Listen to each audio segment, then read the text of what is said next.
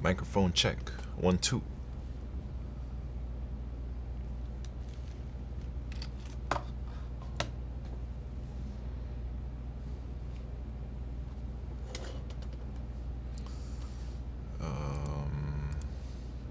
Let's see where we're at.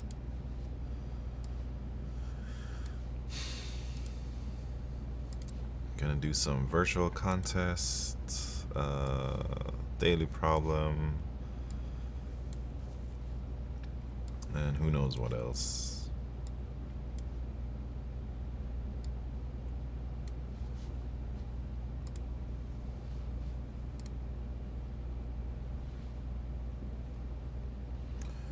All right.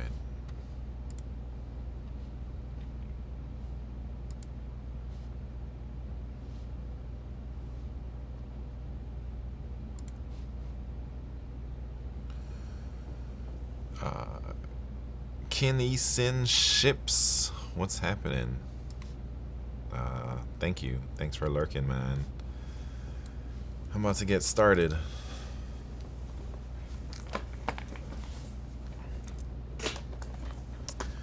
It's about to go down. Here we go. What should we do? Daily problem first? Oh, man. I'm about to say, what just happened? I gotta log in.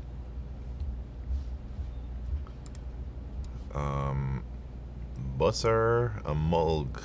How you doing? Welcome to the party. Alright, let me log in here. How come they log me out, man? What are they doing?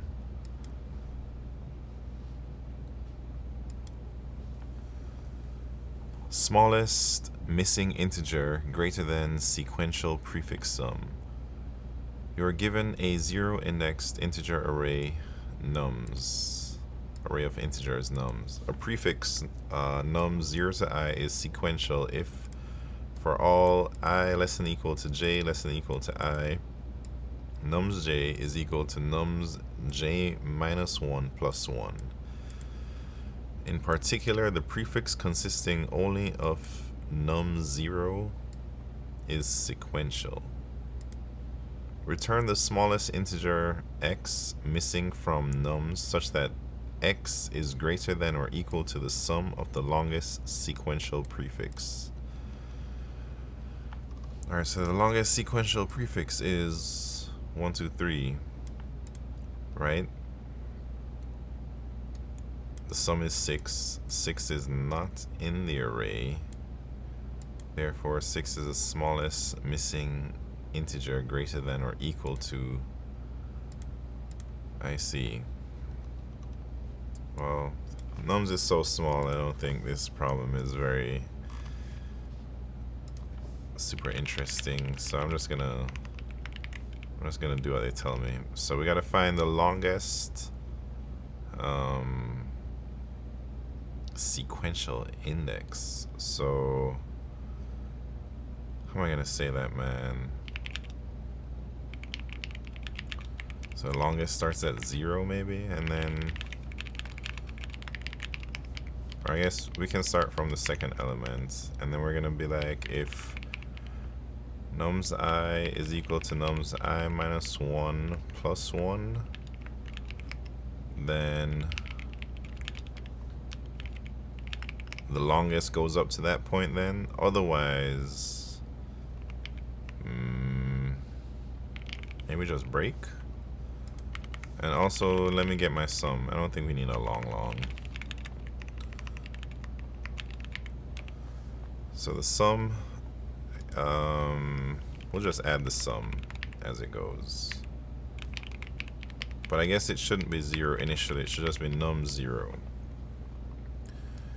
So whenever this breaks, the sum should be what we're looking for. So now, the smallest integer x missing from nums. So here we go, man. I'm actually gonna make a set from unordered map, unordered set.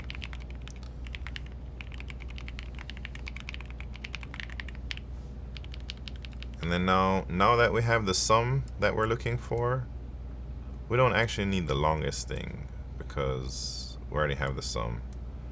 We're just going to keep incrementing the sum until we find something, right?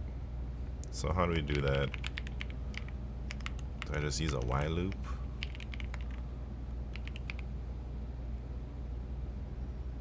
Or what? How can I do this nicely? Should I just use a while true, man? Because I don't know what else to do. And I'm gonna say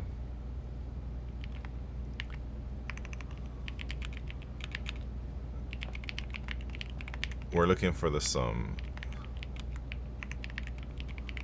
And then if it's not in the set, that means it's not in nums, and then we can just return whatever that sum is.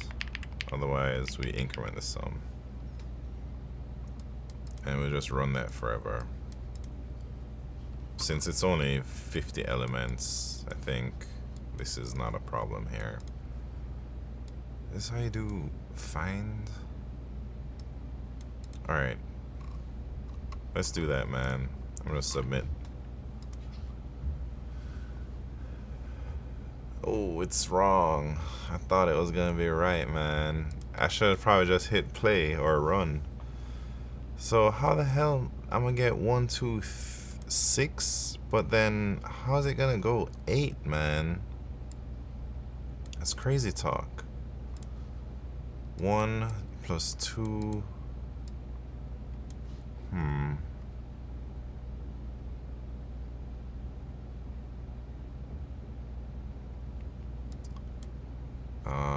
Should I use some C-outs or should I try and find the bug with my eyeballs? I think I gotta train my eyeballs.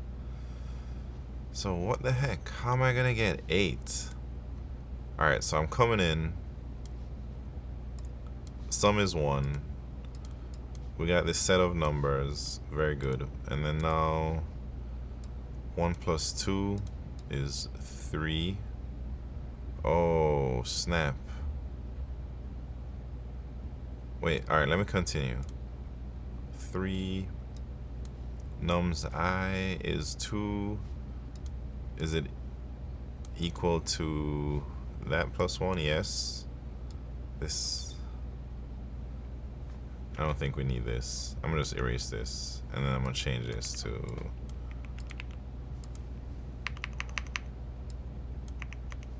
So we go to the next element. This should be alright. So now we're at 6. I see.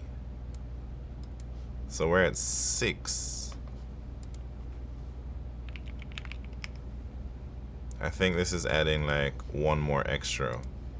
Because at 6, that's the last good one, but it still comes around and it adds that sum to give us 8. And then it's not true, so it breaks. So when we break out of this for loop, the sum is actually 8. So it went like 1 index too far.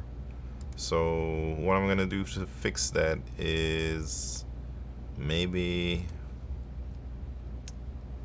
I'll just add maybe I'll add this like here instead after. And then I think that should fix it. Should we try? I'm just gonna send it. Alright, there we go. I'm happy I could identify my bug with my eyeballs because lately I've just been getting lazy and just typing C-outs, man, print statements. Alright, is it time for the virtual? The virtual that I missed, or the, I don't know which one it was. It was 514. This is the one. Let's see if I'm ready.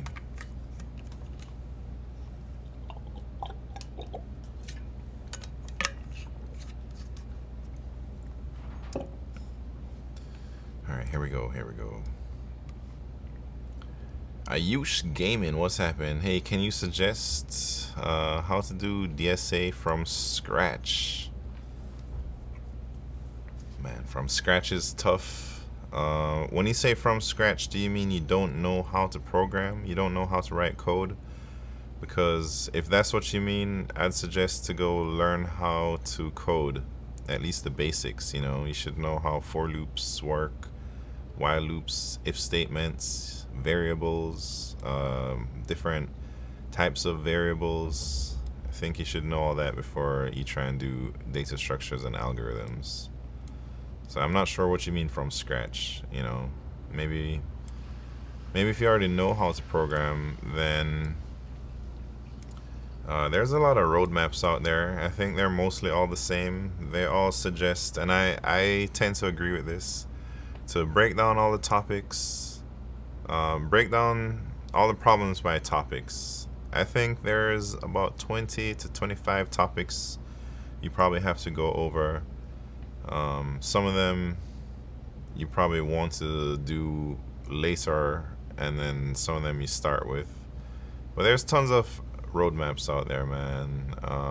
Maybe start with simple things or basic fundamentals like using hash maps, two pointers, I don't know, things like that, and work your way through each topic, man, and just concentrate on each topic every time. And then once you learn all those topics, like 20 topics, you're not done yet.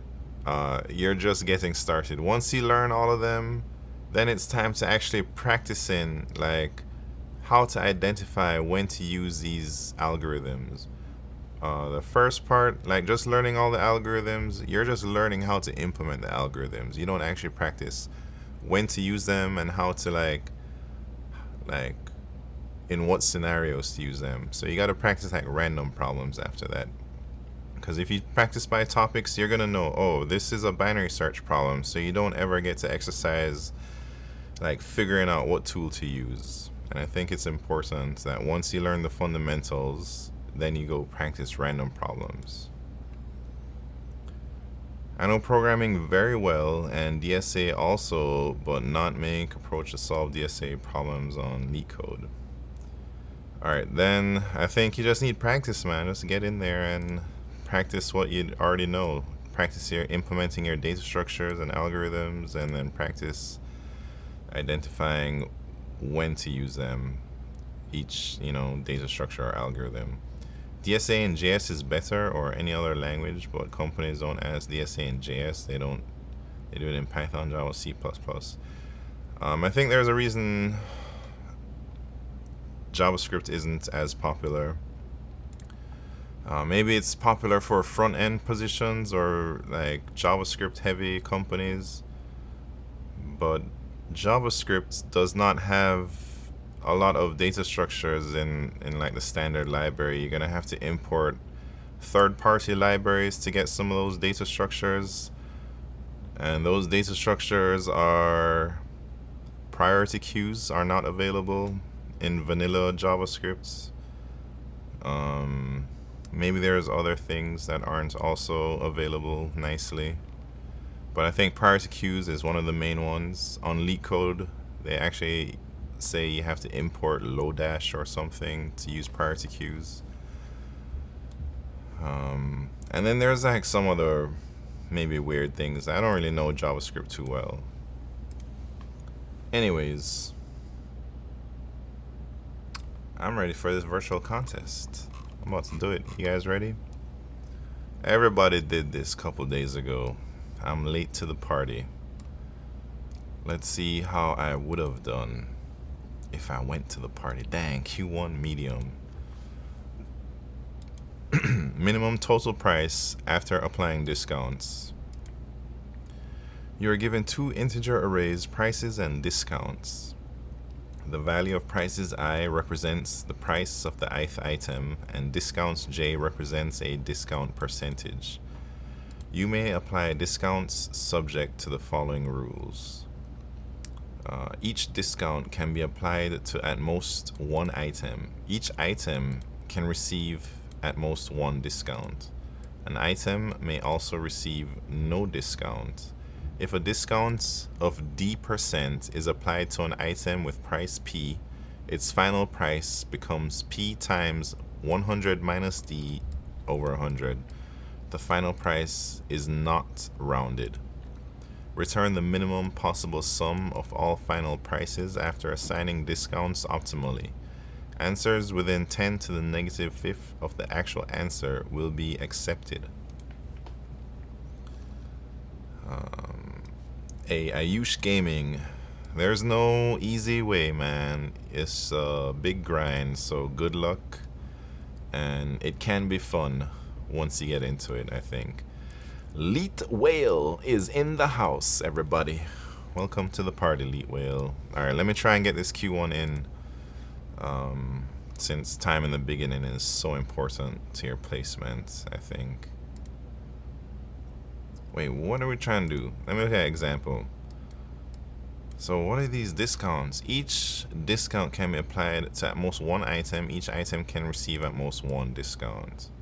So obviously, we're trying to use the biggest discounts on the largest items. So I'd say we're just gonna sort both of these things and then apply the biggest discounts to the biggest items, and then we'll take the sum after that. So I guess we sort prices, R begin, reverse begin, meaning the biggest items in the front.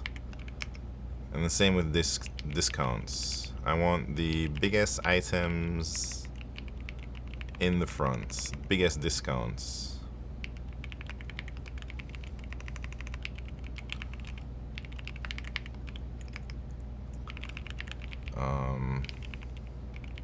And then I will iterate.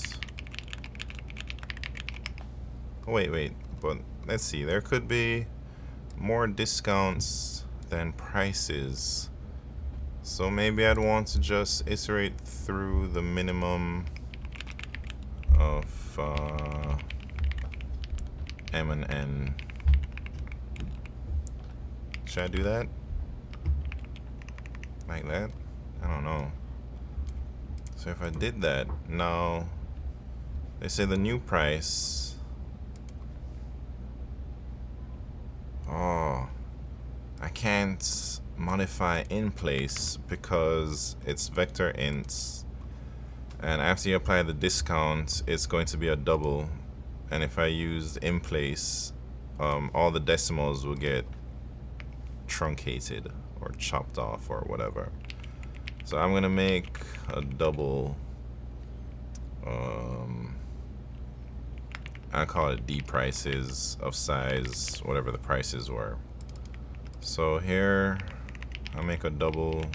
The new price is gonna be, what's the formula? The current price is I times 100 minus the discount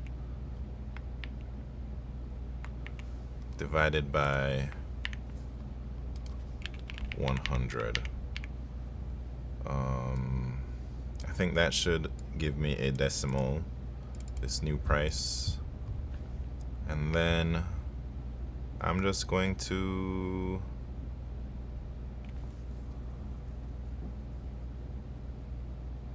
let me think. I gotta how should I do this, man? Should I just, man, instead of doing this double thing, should I just add it straight to the sum? I gotta be faster, man. I'm moving too slow for this problem. This problem ain't that bad. It's is it? So that's the sum, but then I still need to go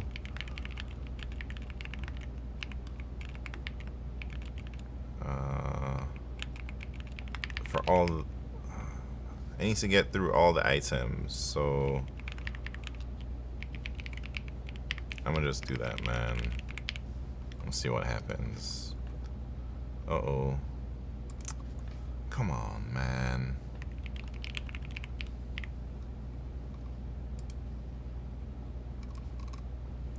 32.5, 92, and 3.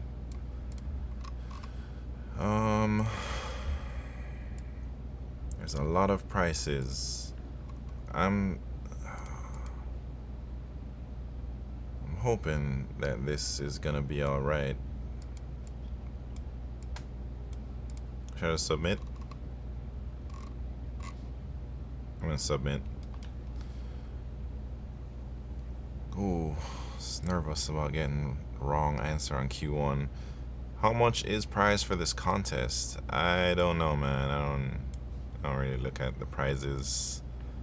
I'm not doing this for the money, man, because I'm not even good enough to rank. A zombie chow, welcome to the party. What's poppin', man? Alright, next question. Weighted sum of a tree. You are given an integer array parent of length n representing a rooted tree with nodes labeled from 0 to n-1.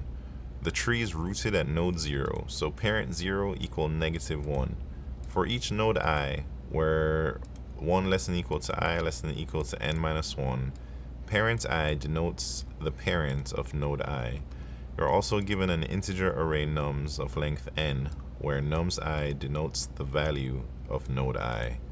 The weight of a node I at depth d is nums I times h minus d plus 1, where h is the height of the tree. Return the sum of the weights of all nodes in the tree. The depth of a node is the number of nodes on a path from the root to that node, inclusive with the root having depth 1. The height of a tree is the maximum depth among all nodes in the tree. So it looks like I don't really fully understand the problem yet.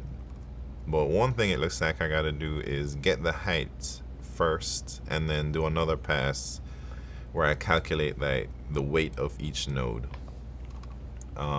This problem sounds not so bad either. So let me do my heights first. Man, I don't even know, remember syntax, man.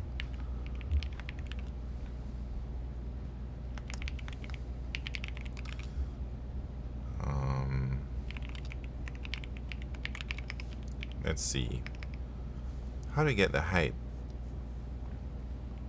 So the nodes aren't real nodes, they're just like these weird parent nums thing. Man, what? Node 0. Oh, why did it just give me a regular ass tree node, man? Alright. So the root is here.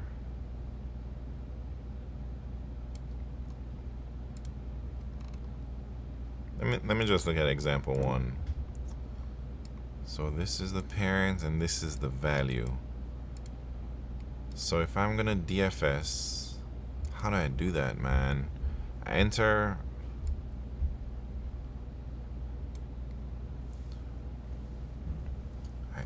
at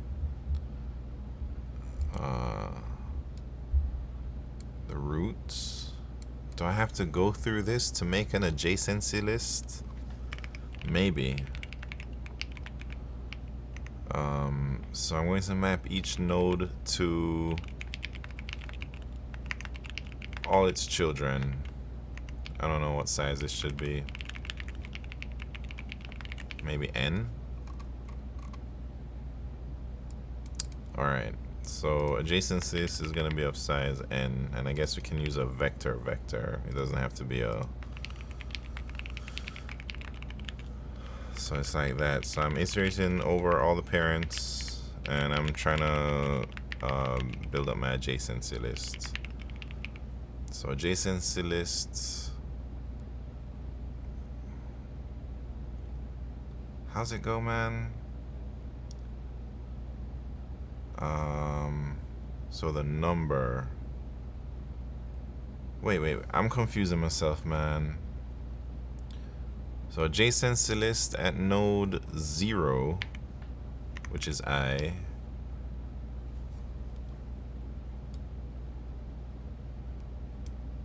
Push back. Okay. So I'll skip the first node because that's the root node. And then here it's gonna be like, let me think here. I think this should be parent I, pushback I. Yeah, I think that looks good. And then, alright, now we got that adjacency list. This height, let's try and get this height, man. So, how do we get the dang height, man?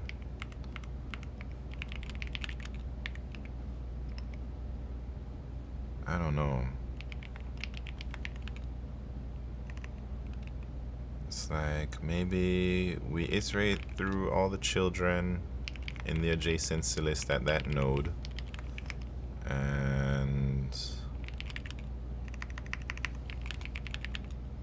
then we just DFS or get height recursively.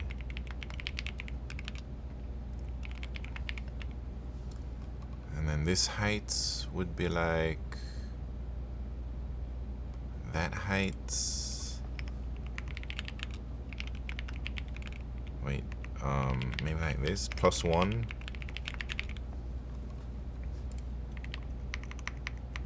Is that how it would work?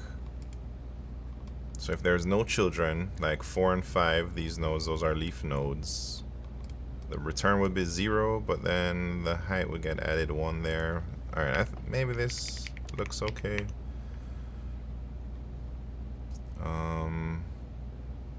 And then after we get the height,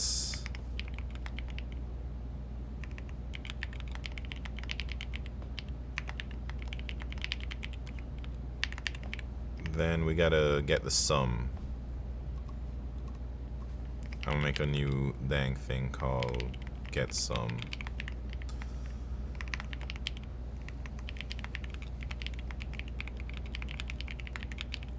So the sum also depends on the depth. And this is gonna return a long. Alright, let's see, man. So we start at node 0, that's the root, and the root starts at a depth of 1. So our sum is gonna be nums I, which is node, multiplied by the total height, which is h, minus the depth, plus 1. Is that it?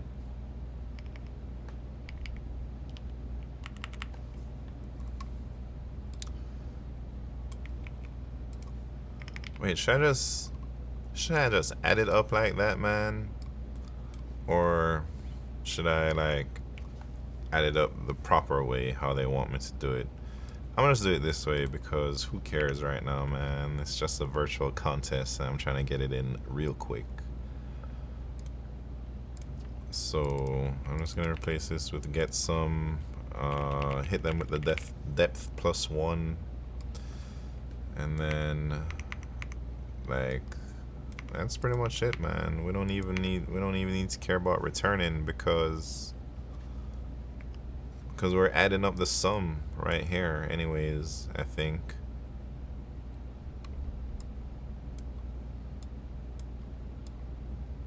Right? I don't see why not. Alright, I'm gonna just see what's up. Oh Jesus, what is this, man? Int. Come on.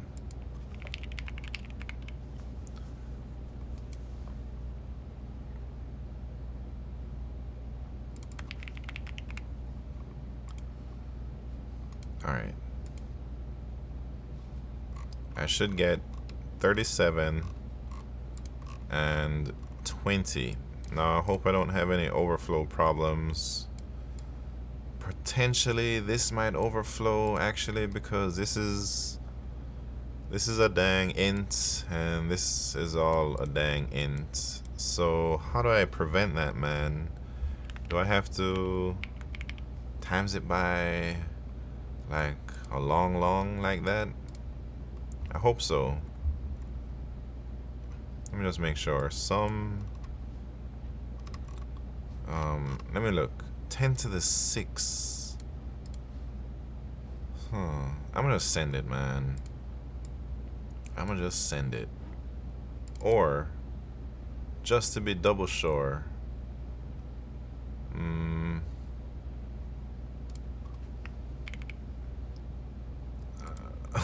should I just turn this into a long?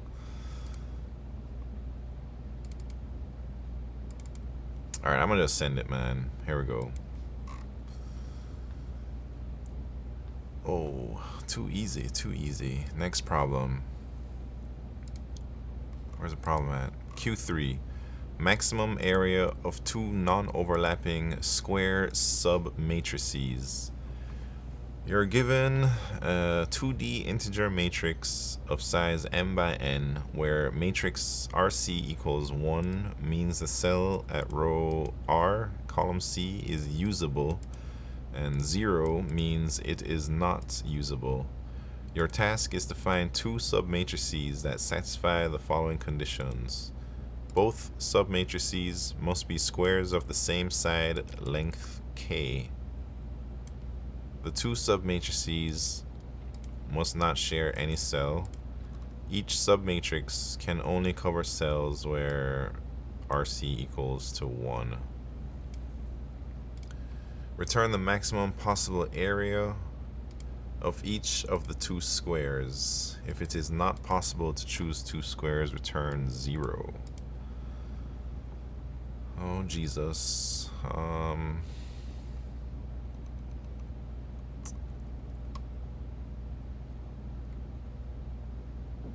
Two non-overlapping square submatrices, man. How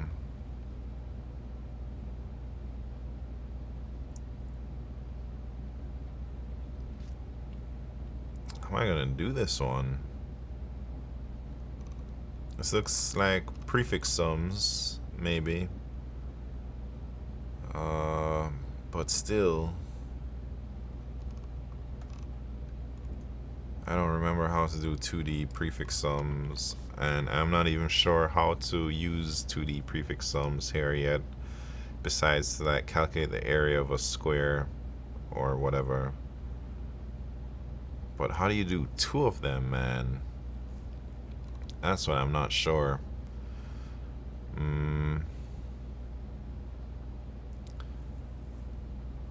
How do I know to choose two things that don't overlap? And they have to be squares.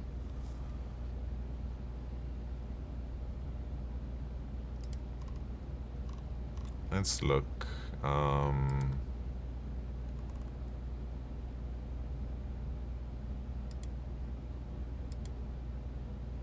Can we binary search?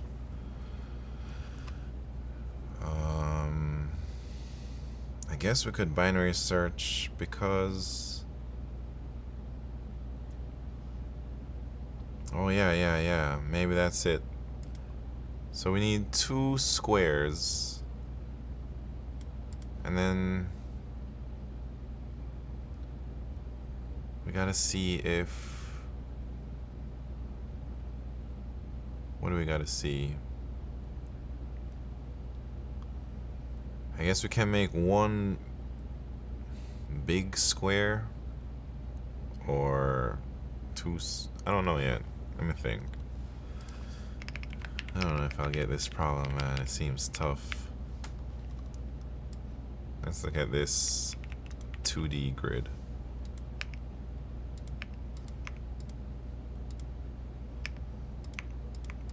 Alright, here's our grid.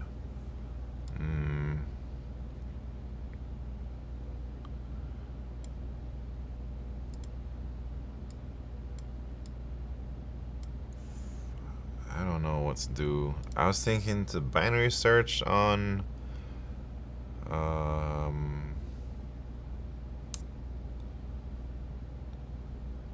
the size of the square to see if we can fit 2 squares of that size in there, but I'm not sure how to validate that a certain guess is correct.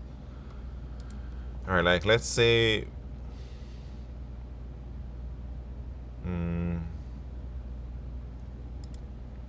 all right, if we guess the square size or the square area of 1, we can see we just need to find at least 2 cells that are set with 1. But then if we want 2, then we need like a block of 4 like that, and 3.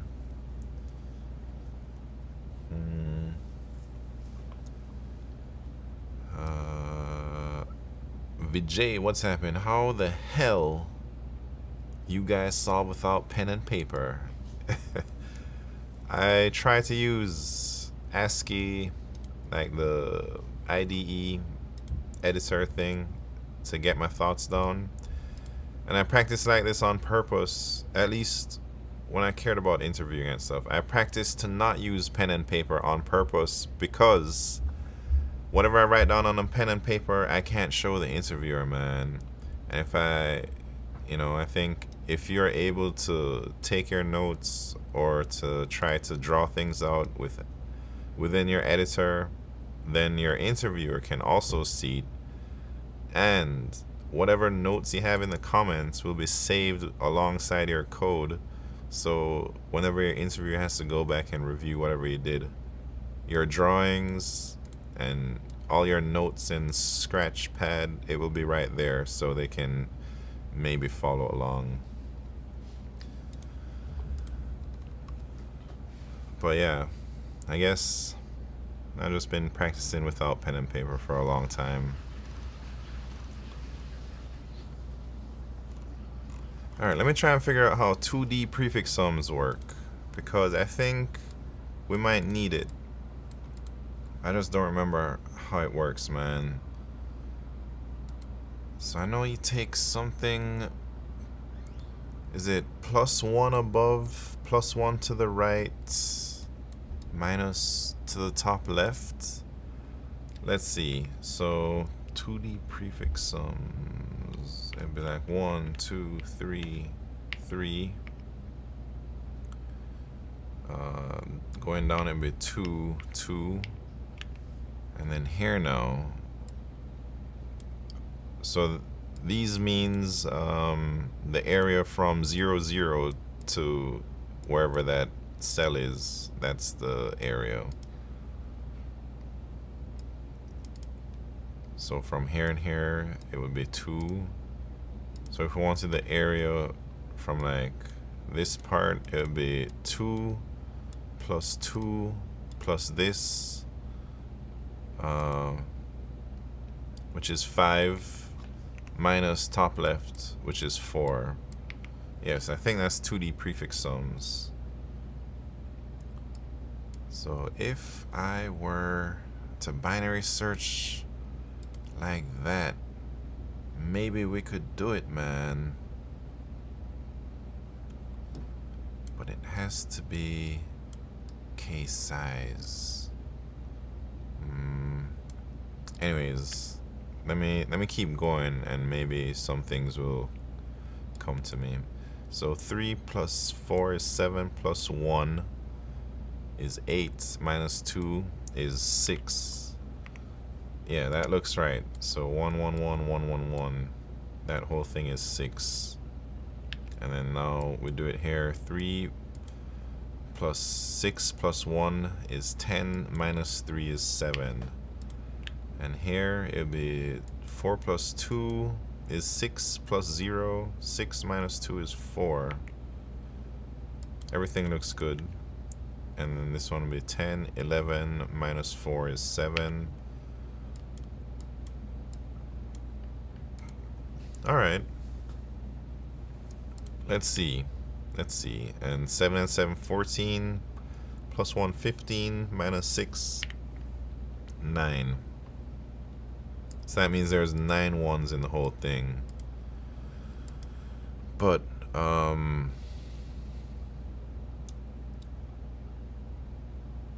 something ain't right, man. Like,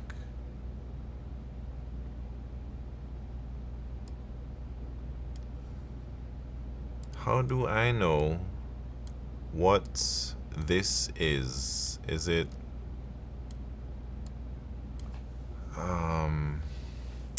so I'm trying to figure out.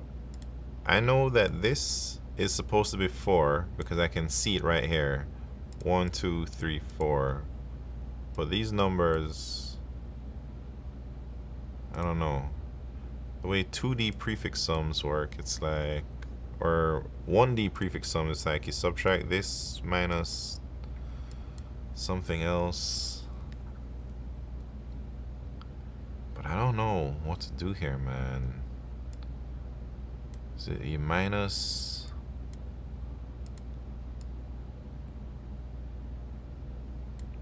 And then you add?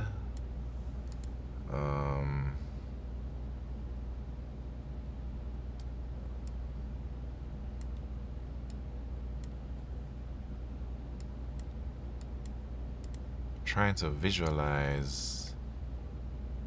So if I'm adding, I'm subtracting that.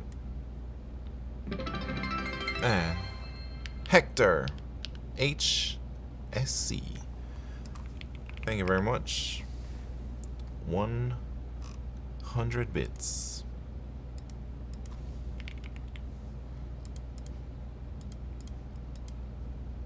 Thank you so much, Hector, HSC.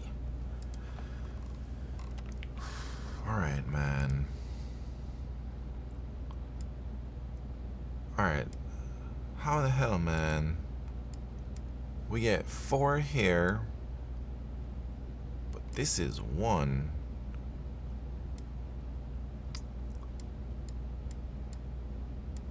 Zero. Shebang 24/7. What's poppin'? Doing some LeetCode myself right now. What are you working on? Any particular topic?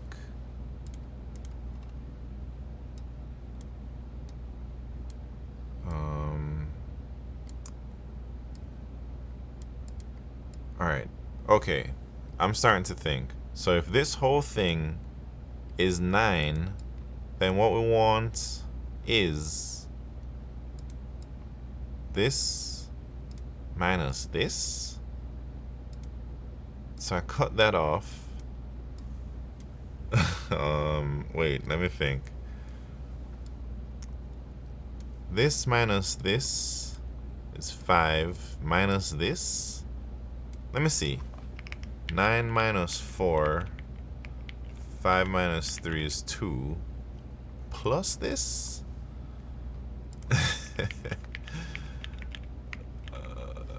I think so. To get this size. I think that makes sense in my head.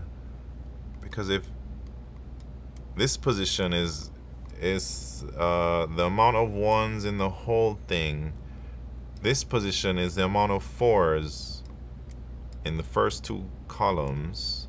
I want to subtract that part for sure. I want to subtract that. And then this thing is the amount of 1s in the first row. I want to subtract that for sure as well. But I did a double subtraction here. I subtracted this part twice. And then that's why you gotta add that part back.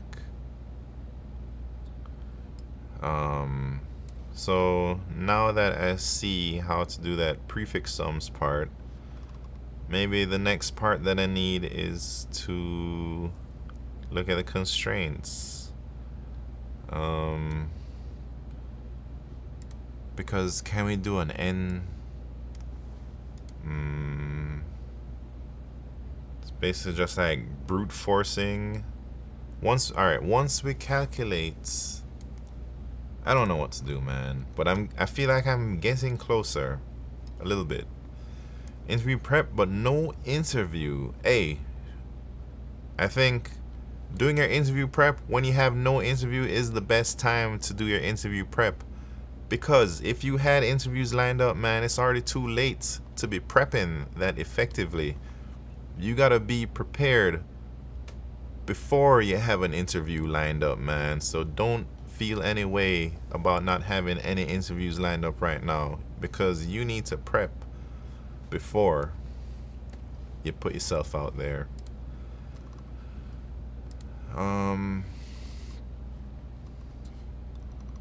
Alright. I think I'm gonna try it, man. I think I'm gonna try and solve this problem, but it looks a little bit hard. What are we gonna do first? Graphic. Is LeetCode still a thing nowadays? It appears so. And let's just take a quick peek at how many people took this last contest. 48,000 people, man. That's crazy. This is the most I've ever seen any LeetCode contest. When I first started taking LeetCode contests, I think the first contest I did had like 3,000 participants, and that was in 2019, perhaps 7 years ago. And now there's 50,000 people, man. So I think 50,000 people think that LeetCode is still important, at least. I am Samir here. What's happening? Hey, that's crazy that LeetWhale doesn't have VIP in here, man. I swear I gave LeetWhale VIP already. Have I been tripping? Cause what am I doing if I don't give LeetWhale VIP out here? Anyways, hold on. I didn't even see what you said. I just saw your name without VIP. I thought it looked funny. I didn't even see how many people participated. That's crazy. Yeah, that is crazy. It's more accessible though because lots of people cheat now. I don't know if that's the reason why it goes up. Maybe. But I think LeetCode is still relevant, especially for the big tech companies, man. Maybe I don't think it's as relevant if you want to go to a smaller startup or something. Alright, here we go, man. Here we go. We gotta get this Q3 in. Yeah, 50,000 people. What are they doing out there?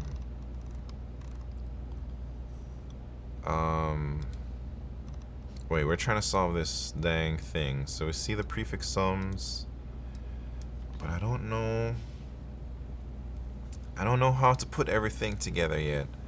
So here's what I figured out. I figured out how to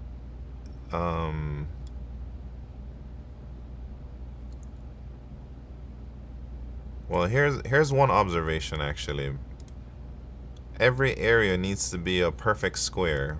That's for sure. Like, you're not gonna have 7 or 10 as an area. Everything's gonna be a perfect square. So I figured out how to get the area of any submatrix, but I don't know how to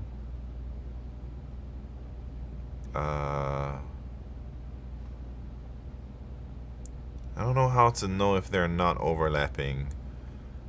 Rebel Scum 74, thank you very much for the follow. So maybe for overlapping, I wonder if we can do a prefix sum like from the top left, like normal, and maybe one from the bottom right, kind of like reversed. So, and then I'm just looking for a perfect square in one thing that's also in the other thing where RC don't like overlap. Maybe that's it. I've been following you since 2021. I know you benefited from it. I've seen the grind. Hey, I've been doing this LeetCode stuff for a long time, and I still am not very good, I think, man. I think I limit myself because I don't like practice real hard. I just do the things that I already know. I don't try and like learn more advanced things because I'm lazy, mainly.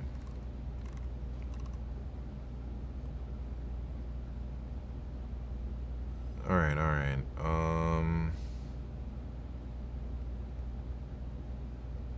I think I can solve this. I think I can do it, man.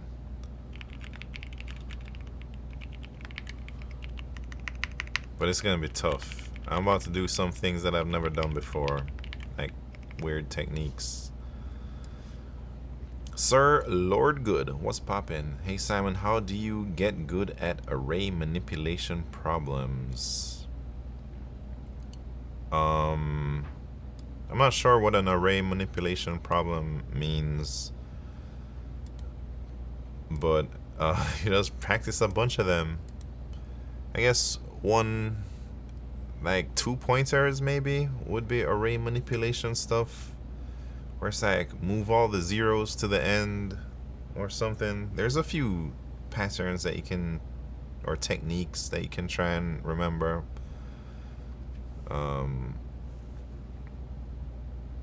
Yeah, just more practice is what I'd recommend.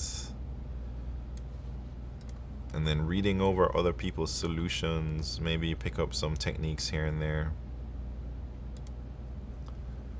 Alright, what are we trying to do? We're trying to build a prefix, 2D prefix sum, and like a 2D suffix sum. And I'm thinking,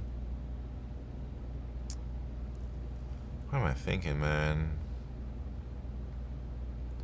I'm thinking as I'm iterating through,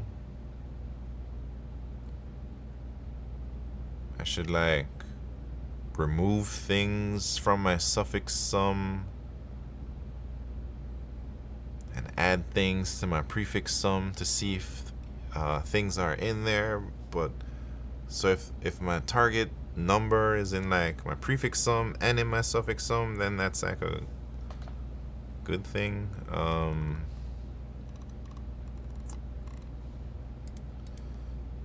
Maybe we do need binary search though, man. Alright, here we go. I'm about to do some strange things, but I don't even remember what I'm trying to do. Ah, prefix sums, prefix sums.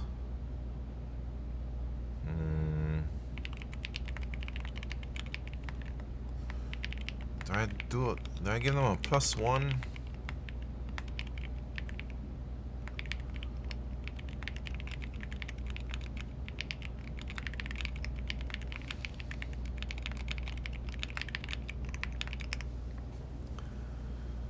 Let's see. How are we gonna do this, man? I don't even know what I'm doing. We need a sum, I guess. No. We don't need any sums because we just add cell above and cell to the left. So if we're in the first row, if row equals 0, I'm just going to add whatever is to the left.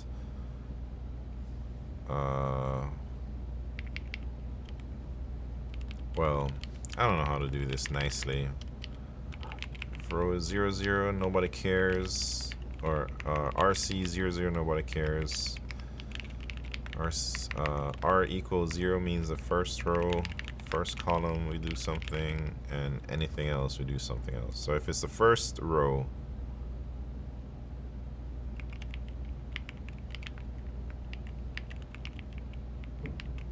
I'm gonna do that. If it's the first column, I'm gonna do that. And if it's any other cell,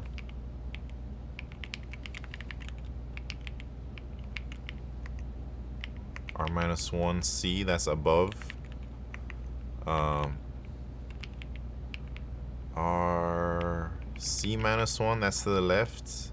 And then we gotta subtract R-1, C-1. Yes. Oh shit, this is wrong. This should be prefix sum. PS, not mat. Not the matrix. Then I'm gonna have to say, I have to modify this junk, man. This should all be prefix, actually. And this should be mat. No. What am I doing? Yeah. I'll just copy this. Alright. So that's our prefix sums. Shit. Did I do the suffix sums thing? Let me print out this dang prefix sums thing first, see how it looks, because I'm having a hard time with these plus ones and like visualizing like what it should be. I guess I don't even know if I should put the plus ones like that, man.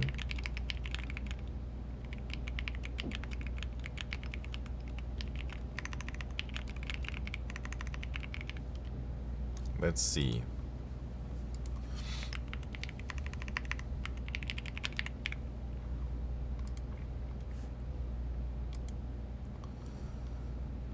Dang, 50,000 people taking LeetCode contest.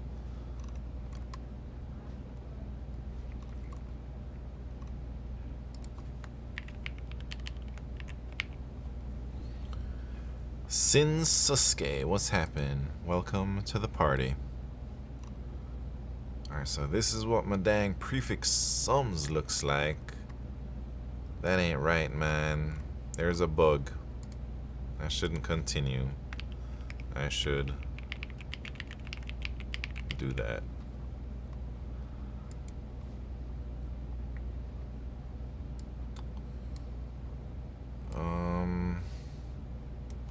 So maybe I don't even need this plus one junk.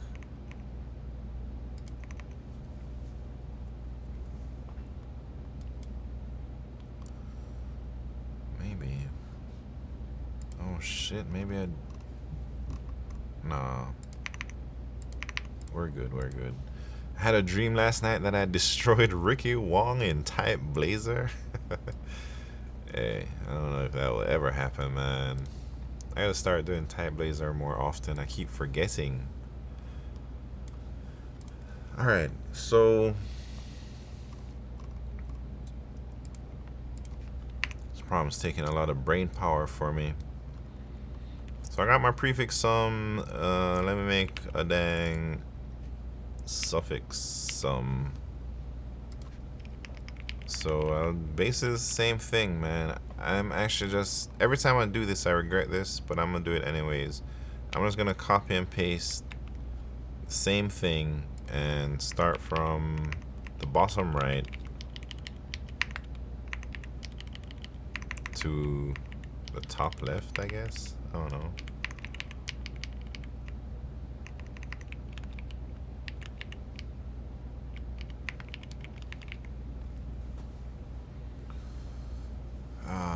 Everything is reversed, huh? So if rows -1, columns -1, that's the bottom right. This would be the bottom row. This would be the column thing. And then instead of going left and up, here we're gonna go down and right, and down right for this part. This is what I'm thinking, man. And this would be suffix sum instead of prefix sum.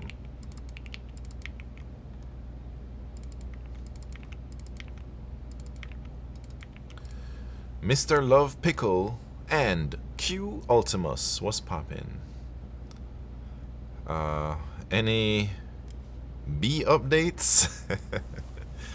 Nah, I haven't seen any bees, man. I don't know where they're at. Maybe they're they found somewhere else, you know.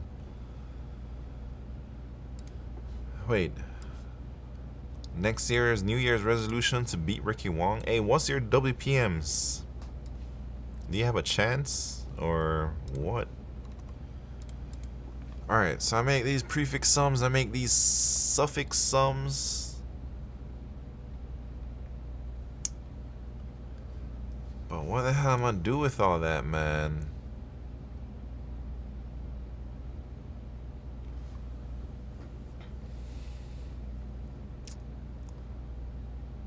Shit.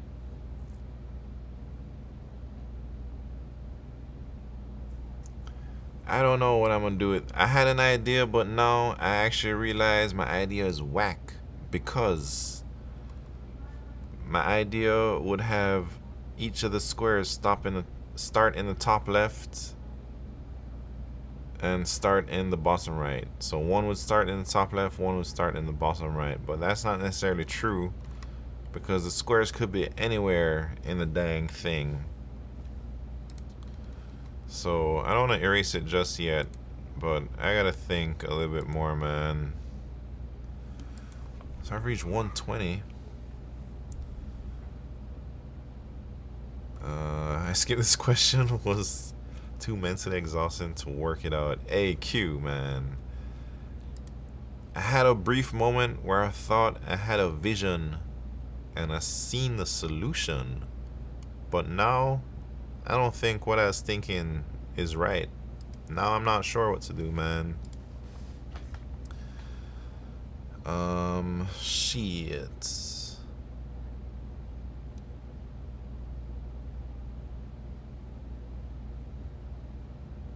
Shit. What can we do, man? Maybe we can just split. Alright. I'm thinking about this line right between the red or the blue and the green, man. If we just cut the dang matrix straight down the line somewhere, and everything on this side and everything on that side.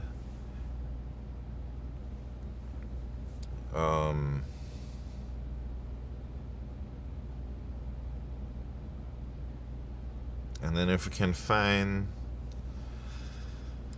oh shit, maybe not, maybe not. Wait, what if the squares don't touch? Hey, that's fine, they don't need to touch, but I just want to make sure they don't overlap, you know. So if I cut somewhere vertically, it would get this, but then maybe I also have to check like horizontal cuts or something. But with 500, man, is that a lot of cells? I'm not sure.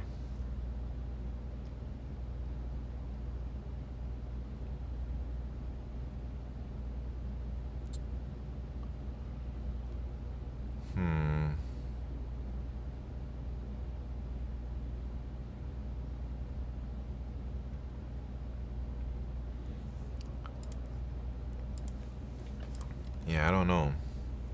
It's tough. It's a little tough, this problem.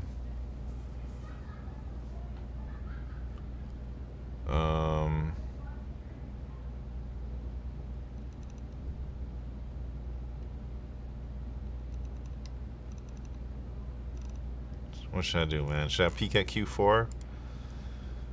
Oh, 600 people only. I'm not one of those 600 people. Hey, what are you talking about, Elite Whale? What am I cooking? What am I cooking, man? What did I say? Like split vertically and horizontally to make sure nothing overlaps? I mean, it sounds like a good idea, but I don't know. I don't know what the hell I'm looking for, man. Alright, if I do split, How do I know where to split? I have to try and split at every index? And then if I do split at every index, like what am I looking for? Am I looking for the highest possible square number, or do I have to rebuild the dang prefix sums every time, or can I just do the prefix sums one time and maybe split the prefix sums in half? Let me think about that, man. So this is my prefix sums here. If I wanted to split this thing like right down the middle, how would I accomplish that and get new values here? Would I just subtract? So like this would become -2. Everything would be -2s. This would be everything is -4s. No. What? Maybe -4. This one would be -4. So if I did that, then I can rebuild. Nah, it's still too much work. It's basically like rebuilding the whole thing, right? Because this would be 3 plus 1 minus 1 is 3. This would be 6 plus 1, 7 minus 2 is 4. And then we can see we got 4 and 4. But again, like, do I keep them in sets and I'm looking for the biggest perfect square in the sets or something, man? Like, I can't piece everything together, but I feel I am maybe making a little bit of progress.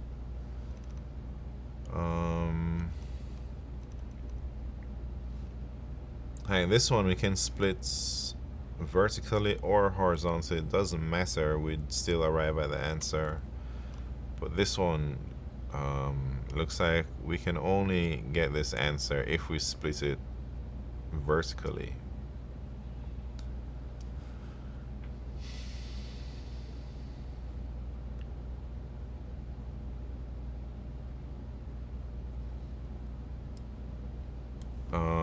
Okay, so maybe shit.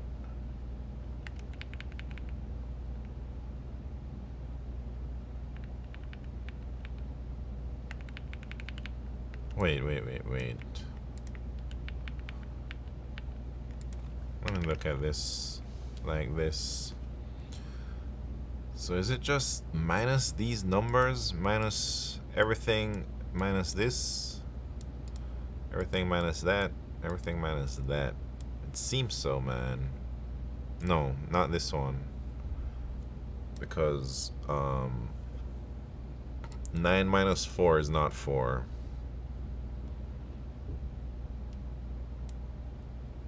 So I don't know how to rebuild this part here.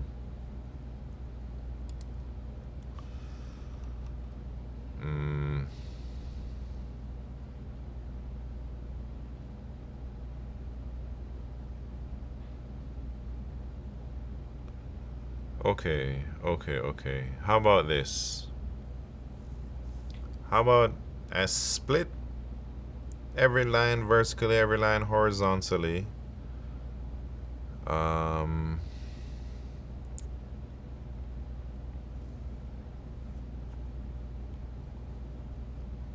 Well, I don't even know how to split. But if I did that and I'm just looking for the highest perfect square in both sides,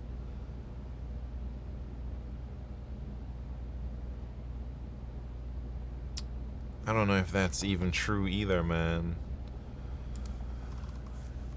I might have to give up. I ain't gonna lie.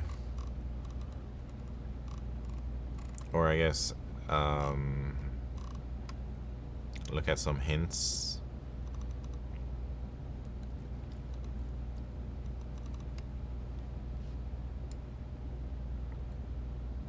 500. I guess there's up to 25. Wait, what's 500 times 500, man? 500. Dang, 250,000?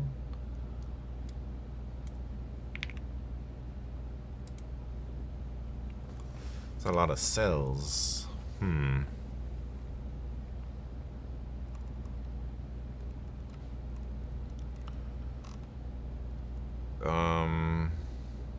All right, let me think a little bit more about what prefix sums. So if I wanted the prefix sums of this part, it's like just subtracting this part. So I'd subtract this.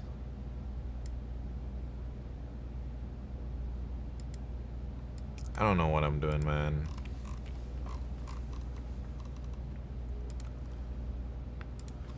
I don't think the suffix sums thing is helping, but the prefix sums thing. Alright, I'm about to give up, man. Should we look at some solutions?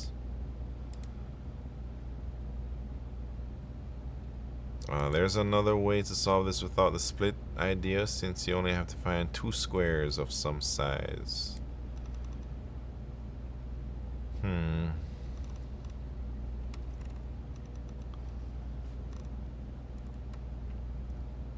2 squares of some size. Yes.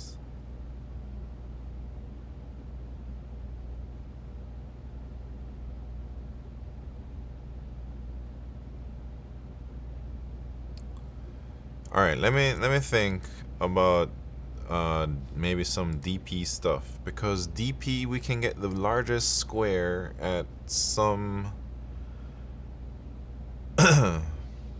some index RC, and then I guess if we get a square that's like really large, maybe we can split that square in 2, or we can count. Alright, shit. Let's look. I don't remember how to do this DP stuff with the largest square, but I think it's like you look at the one below, the one to the right, and if they're the same and this one is set, you add 1. So this one would be like the largest square at this thing would be 2.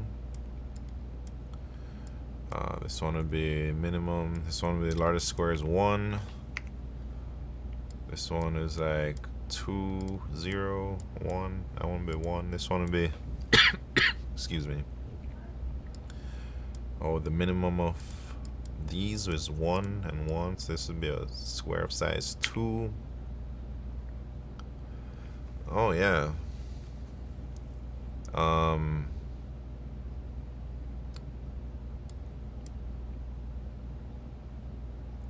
The minimum. No. Yeah, this would be a square of size 2 as well.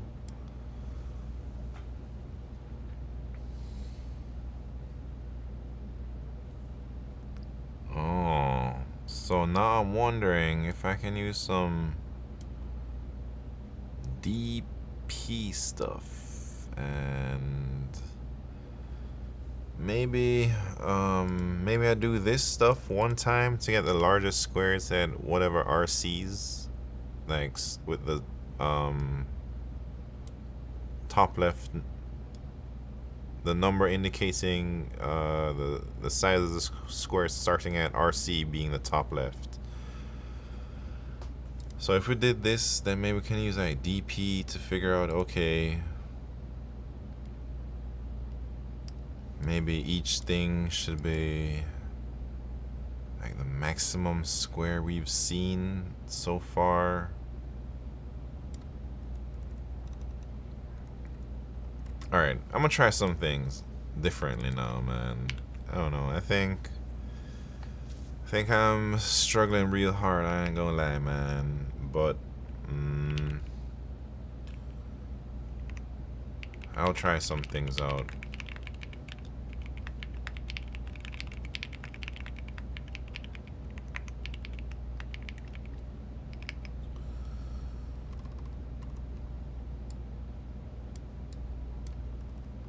Okay, so here's how's the DP thing gonna work, man?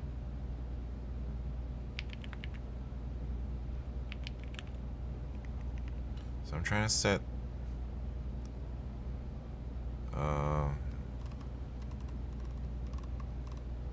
I guess I did it from the bottom right, but I could go from the top left and it might still work. Let me try.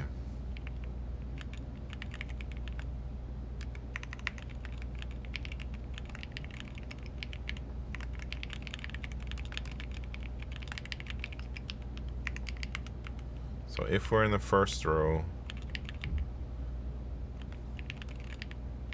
well, if we're in the top left, I don't know what to do.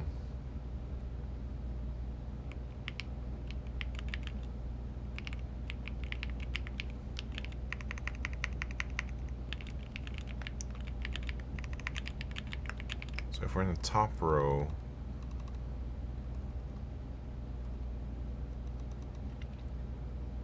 the largest square is just gonna be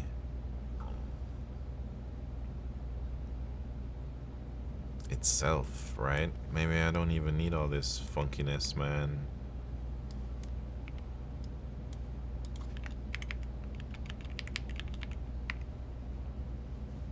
Maybe I can do that.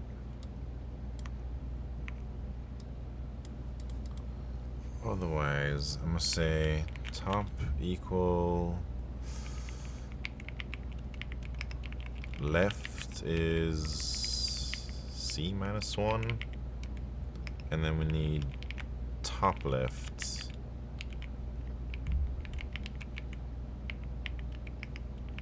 and then the current thing would be the minimum of all of those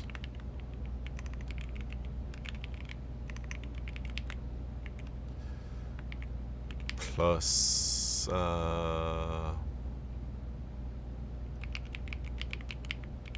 the matrix RC, maybe. All right, that would give me like the largest square DP style, maybe. Let me see what it looks like though.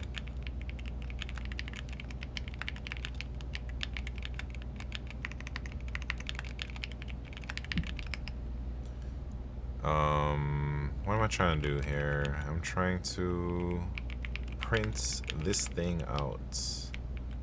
Jesus Christ.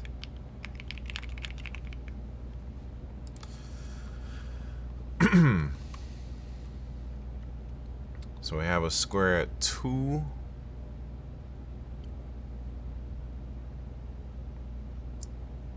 And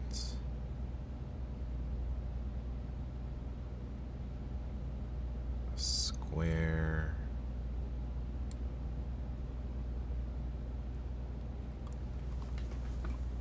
All right.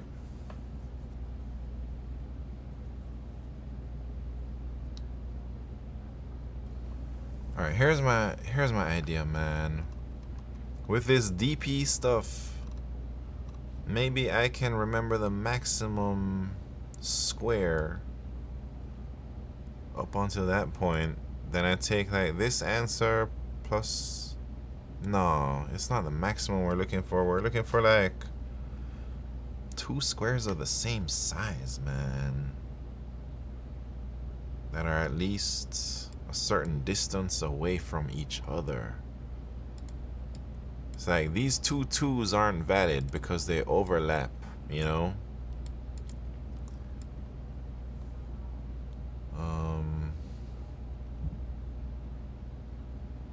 So how am I gonna find out 2 things that are good? Maybe we can just count perfect squares and then iterate over everything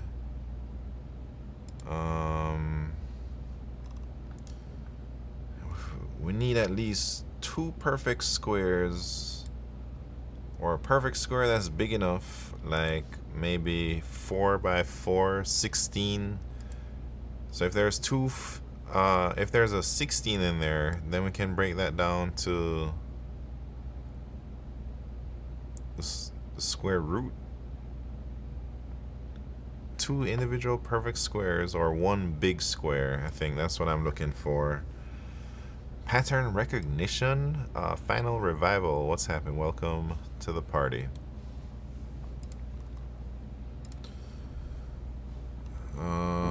Shit. I don't know what to do. I'm going to...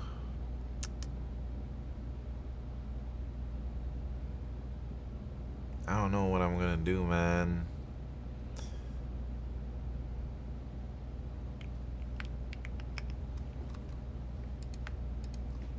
I think I'm gonna give up, man, and ask some AI, because I've been on this problem for some time now, and I don't think I'm making much good progress.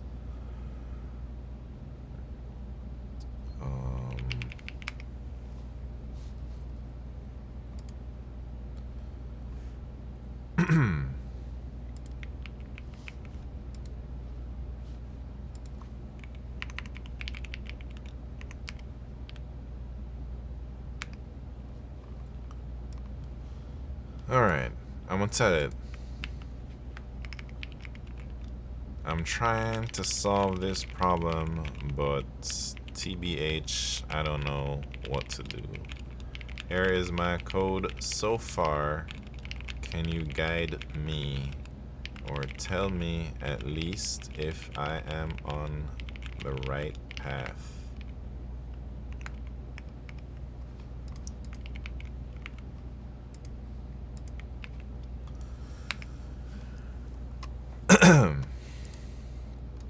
It's too hard. Clashing Thanos, what's happening? Yo man, I am new to LeetCode solving. Could you hand me down some advice on how to get better? I'm a CS student in my sophomore year. There's only one way to get better, man, and you gotta practice.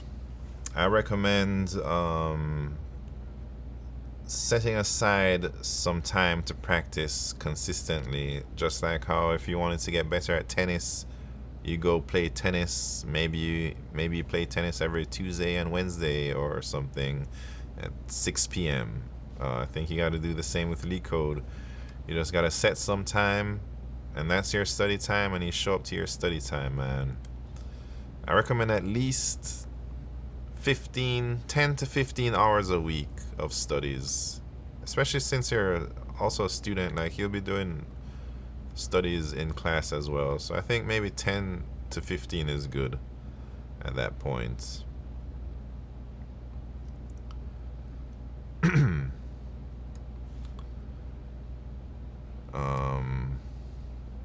At least ask for a tip, not the answer. Hey man, this problem's too hard for me. Let's see what it's saying. Oh, I didn't even say anything yet, man. Got auto mode. Gotta set it. Go read the problems. Anyways, hey, I'm gonna be streaming tomorrow. I don't usually stream on Tuesdays, but I'm gonna be streaming tomorrow and Wednesday in the daytime.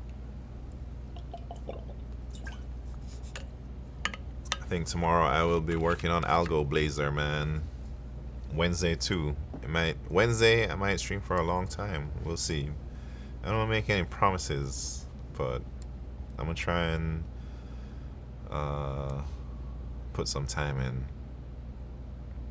That's crazy talk? What you talking about crazy talk, man? I don't have a job, Q. I don't really do anything.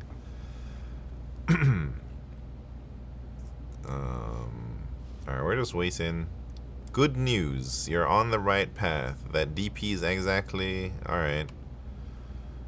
The building block for this problem, but there's a bug in it. And one insight you're missing that unlocks the rest.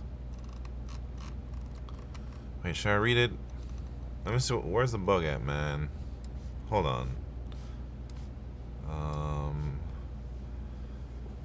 I just have so much coursework and projects and paper writing, I can't even find the time to talk to my parents, to be honest. I have to study cloud computing for a competition as well.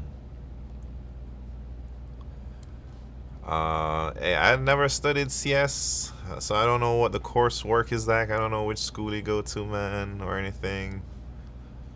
But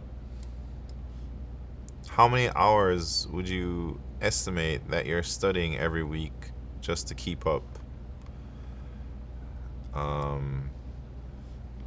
Because I don't know. I was a bad student, man, so I can't like pull from my experience. I did mechanical engineering, and I'd say I had a lot of free time, but because I didn't really study that hard or go to class. CS had so much coursework. Yeah, maybe you just gotta grind some more, or manage your time better. I'm not sure what to tell you, man. Alright, what's the bug in my DP? Oh, yeah, I see. That's the bug. Let me fix that bug.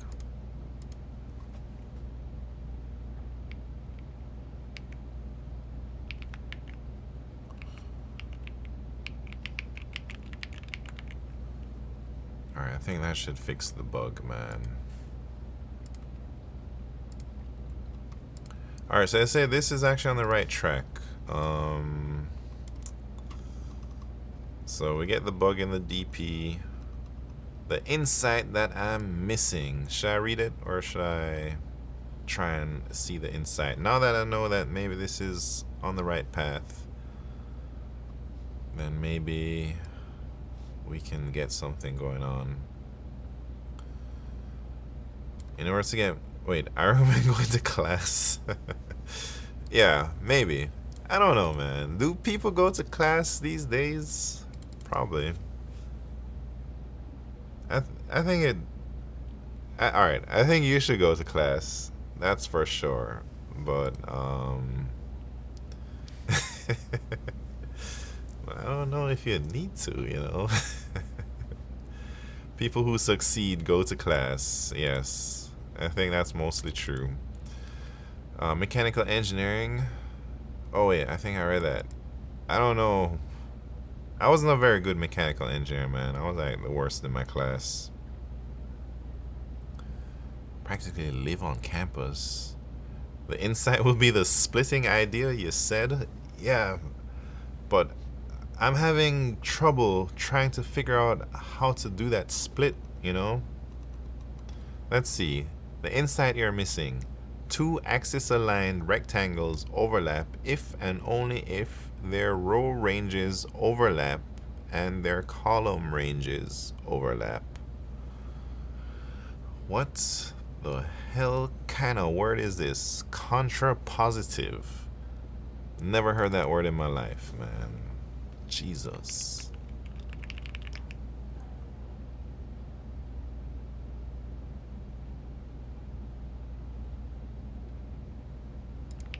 Anyways,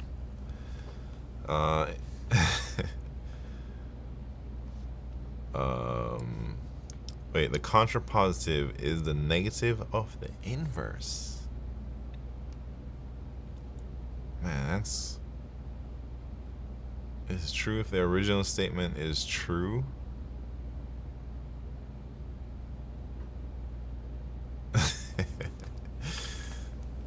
Hey, I'm no English major, man. I don't know them fancy words.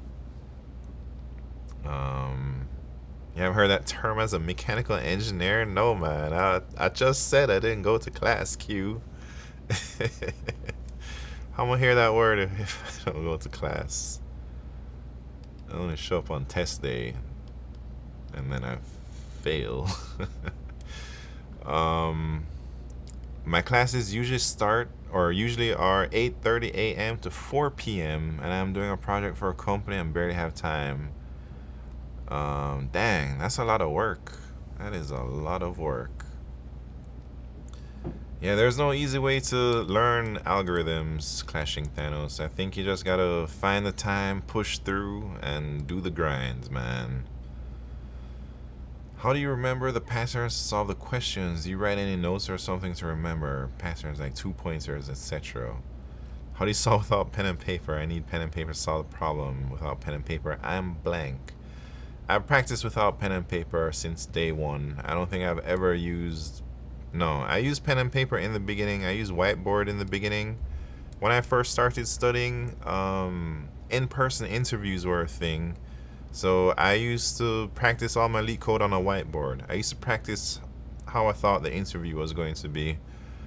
But then once COVID hit and everything went remote, I stopped using whiteboards and pen and paper, and I started using everything in the IDE or whatever, the text editor.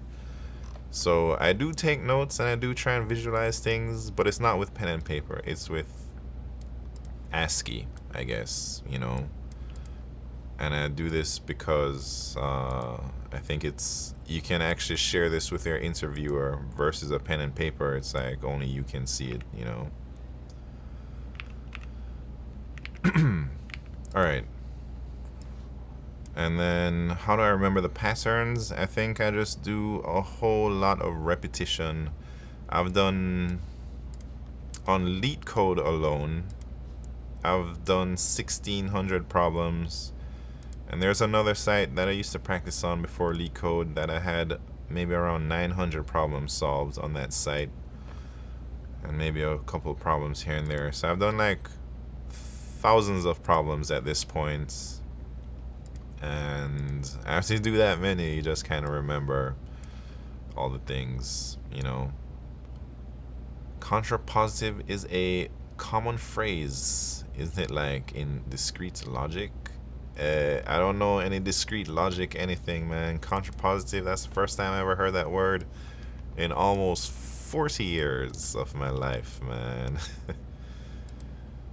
Wait, Adam Wolf, what's happened? Welcome. Still get nightmares of walking into class and completely forgetting that it's test day. Huh. Taxplayer1, thank you very much for the follow.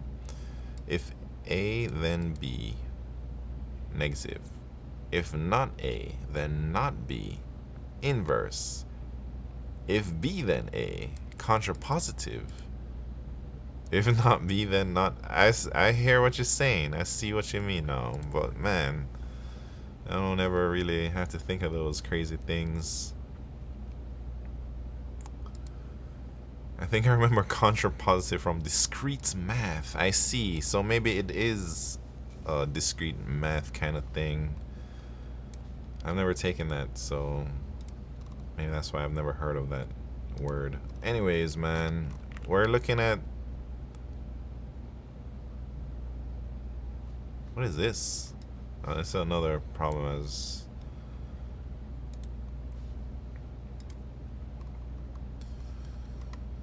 Alright, the inside I'm missing. There is always a separating line, a horizontal one or a vertical one. Alright, I think I made that observation, but I still don't know how to like, use it, you know? So you never have to reason about arbitrary placements. You just try every split. For each horizontal split, best square entirely above versus entirely below.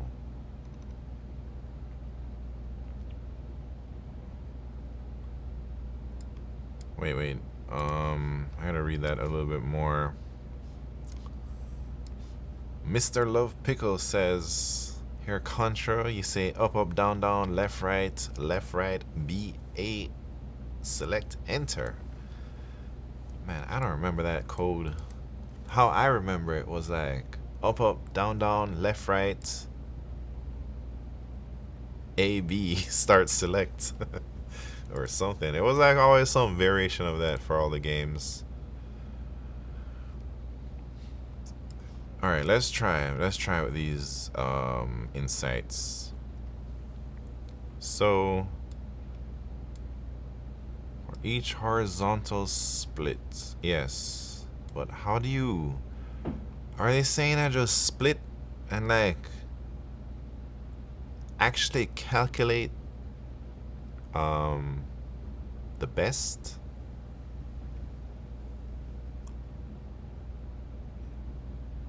At everything? Would that be fast enough? Because it's already like 500 times 500, you know? And if I gotta do that, I guess it's not, I don't know, man.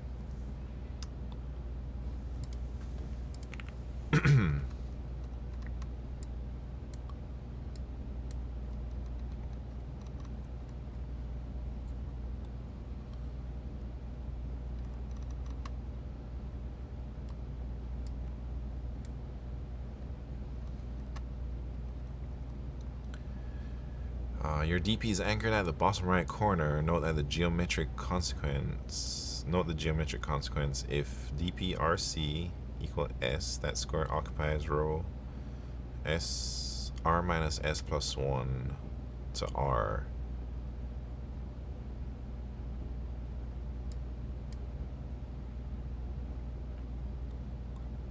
It's just a prefix max of DP over row.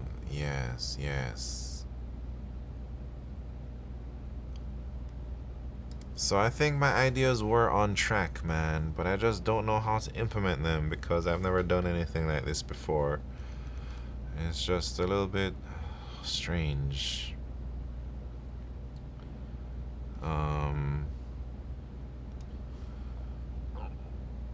Wait, my memory may be wrong. I'm close to being as old as you are. Hey, I don't even know if I played Contra, man.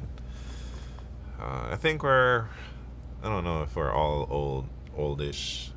30s. It seems maybe 30s is a popular age for my stream, man.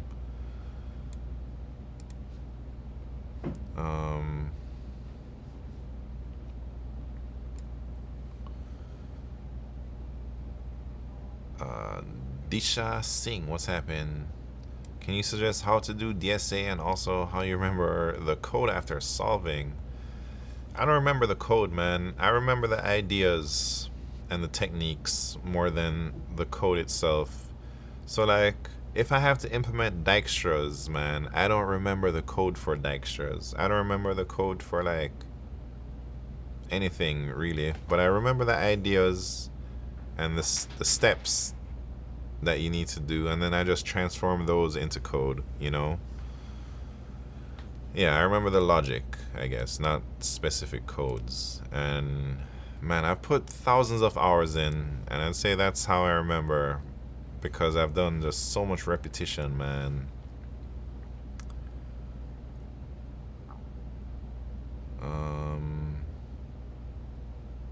Alright. So I got my DP thing. Now they're telling me maybe I just need a DP max thing. So it's like...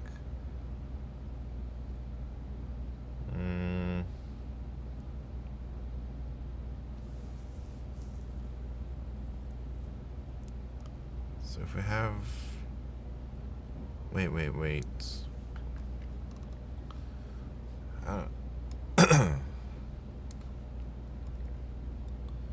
Steven Sagiball, what's happening?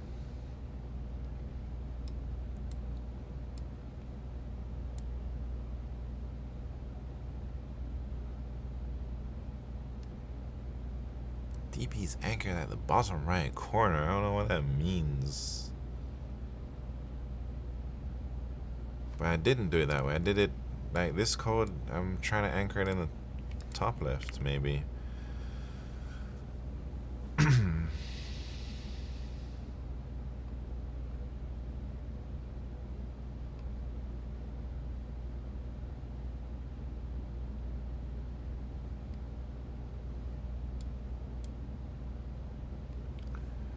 For the other side, you need the mirror. A second table. Largest, all ones. Tough. Man, this is my idea I was talking about earlier. The bottom right corner thing and the top left corner thing. But still. I just don't know.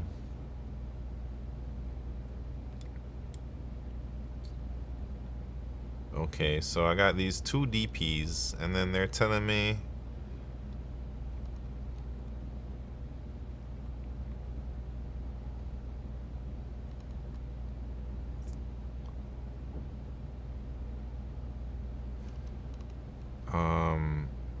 prefix row.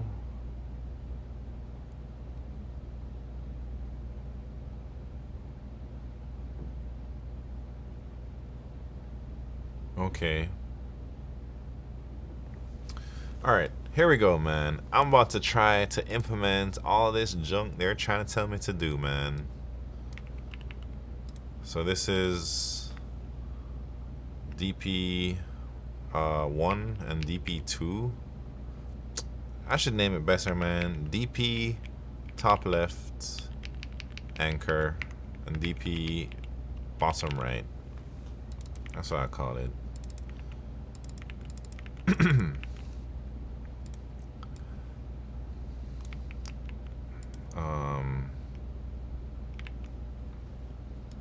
Do I modify it like this?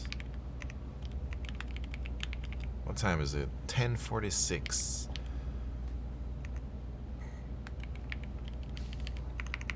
Yeah, so I'll be streaming tomorrow sometime. I don't know what time I'll start, but it's gonna be in the day.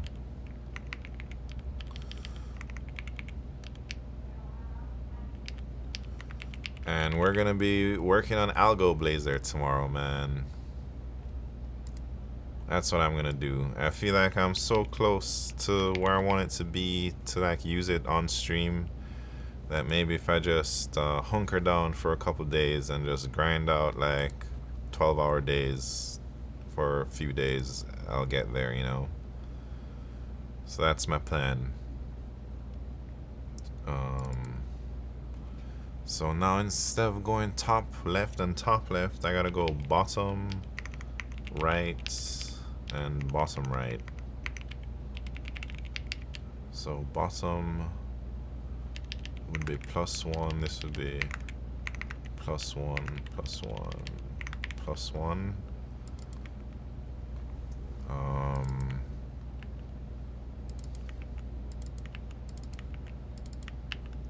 And then I should copy the right name here.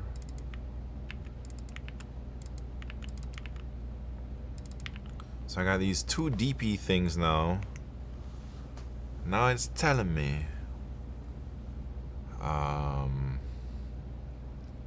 to get the max. Man, it's time to get the max now. I see what they're saying, man. I see exactly what they're trying to do here. And this is good. Let's see if we can make it work though. So now they want me to go over everything and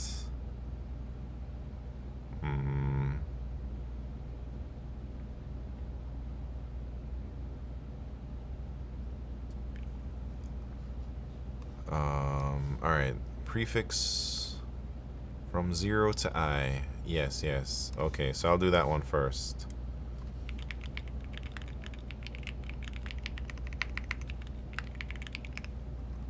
And it's top left. No, this is the wrong one. DP top left. How are we gonna do that? R.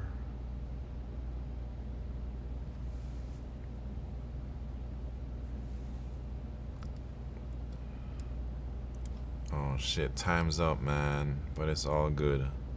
I'm going through every row.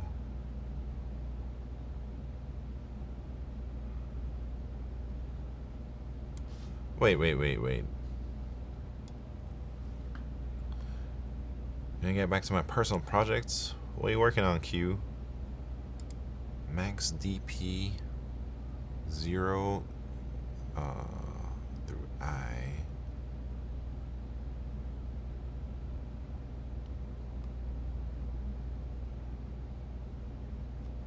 This is crazy.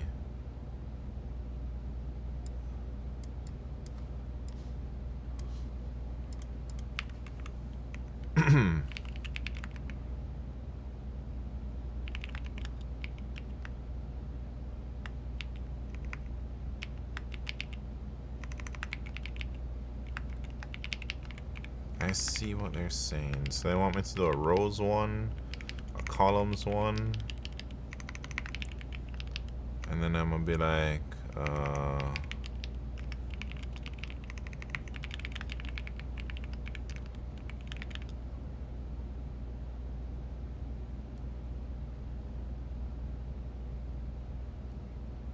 wait, I don't know what I'm doing anymore, man. Dumpy Don, what's poppin'?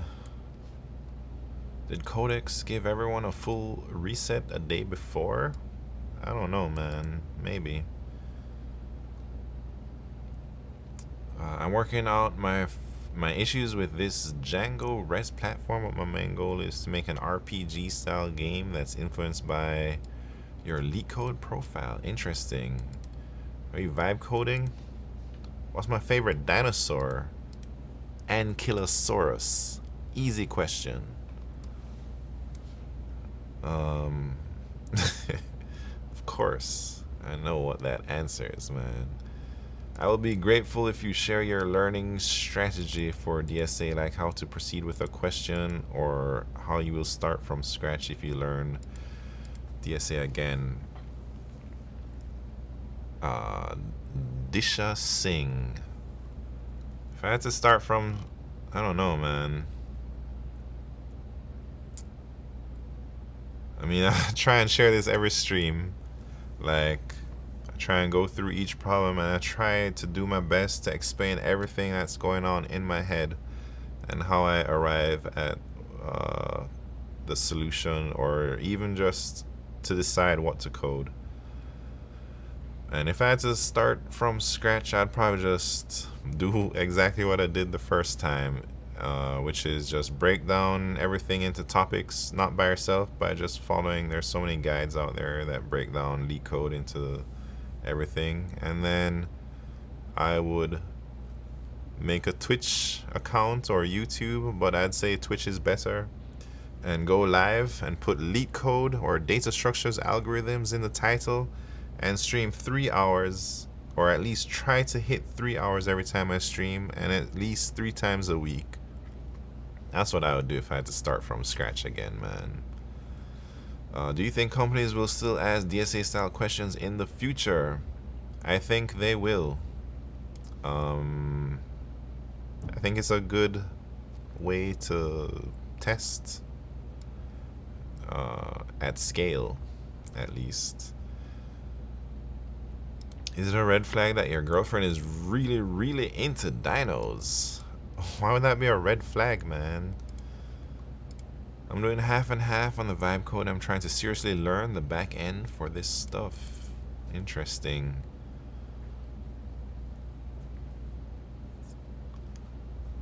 A lot of decomp plus LeetCode nowadays. What's decomp? Callers, what's up? Like in interviews?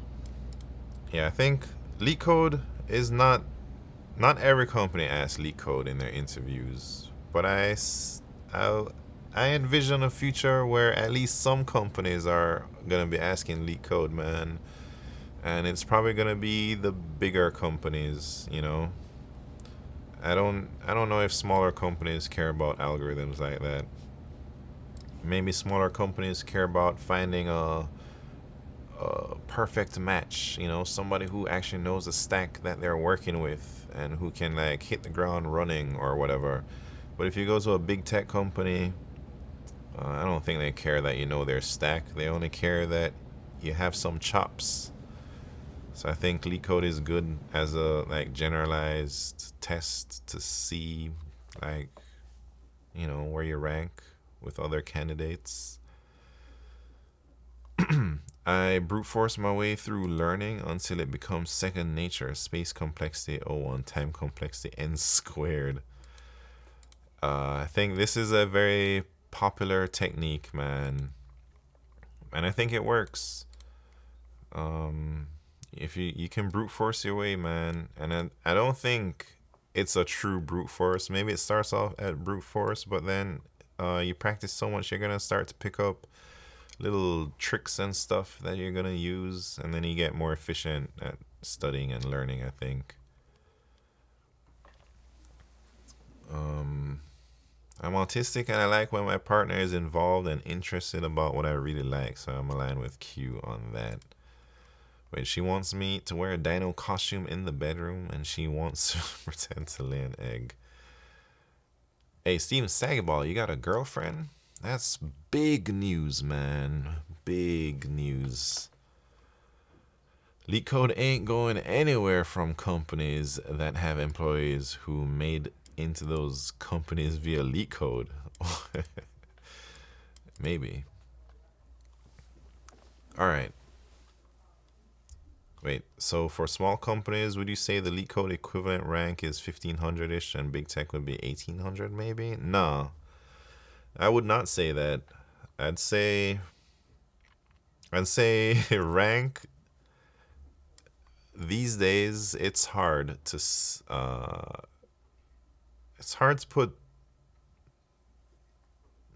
anything meaningful from your rating, I think, in the age of LLMs, because maybe on I think it's only good signal if you're really, really, really good at algorithms. Then you'll consistently place in like the top 100 and your rank is going to be insane.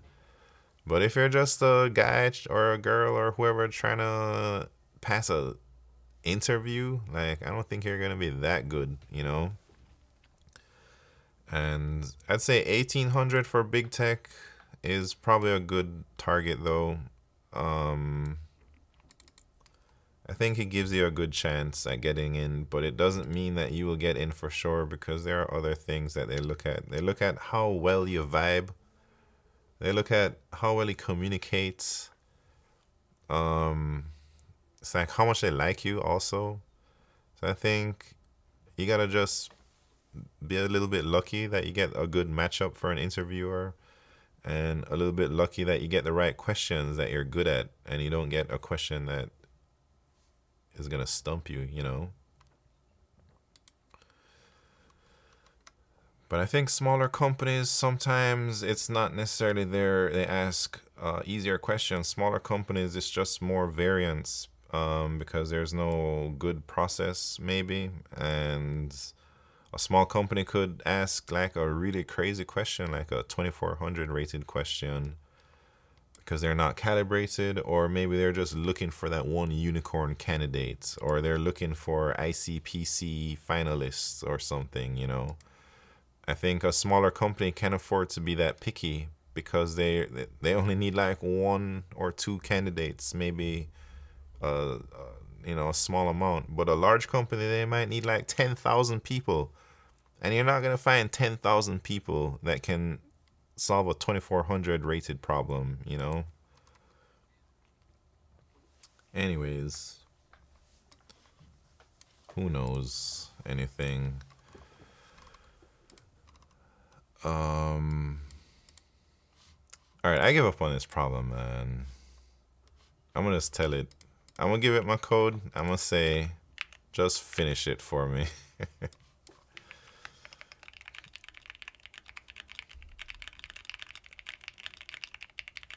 I'm not gonna submit, but I'm ready to like just move on to another problem, man. I spent too much time pondering on this one. I think I see the idea, but I'm still having a little bit trouble implementing. Maybe I just need some time for it to marinate.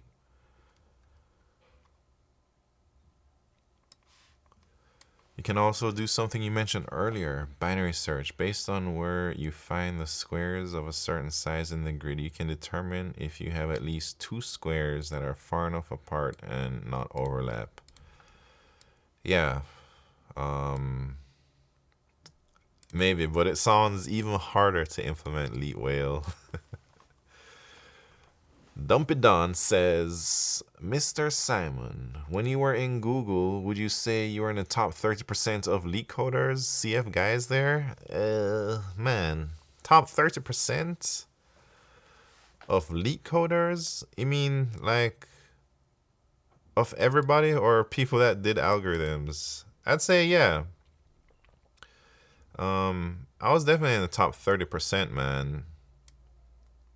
If I had to guess, And I say this not because of some whatever I feel, because I hosted like Advent of Code for a couple of years in my org of about 300 people, 500 people or so in my org.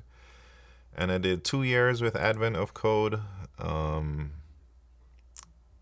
And I guess I'm not the best, but I was like in the top 5, top 10 out of 60, 70 people who participated. So that's top 30%, you know.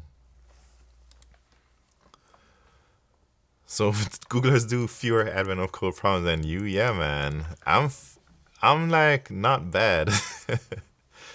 You know, I'm not terrible, but I'm bad when it comes to harder problems. I'm good at like, I have speed because I practice so many easies and mediums. I have that speed from there.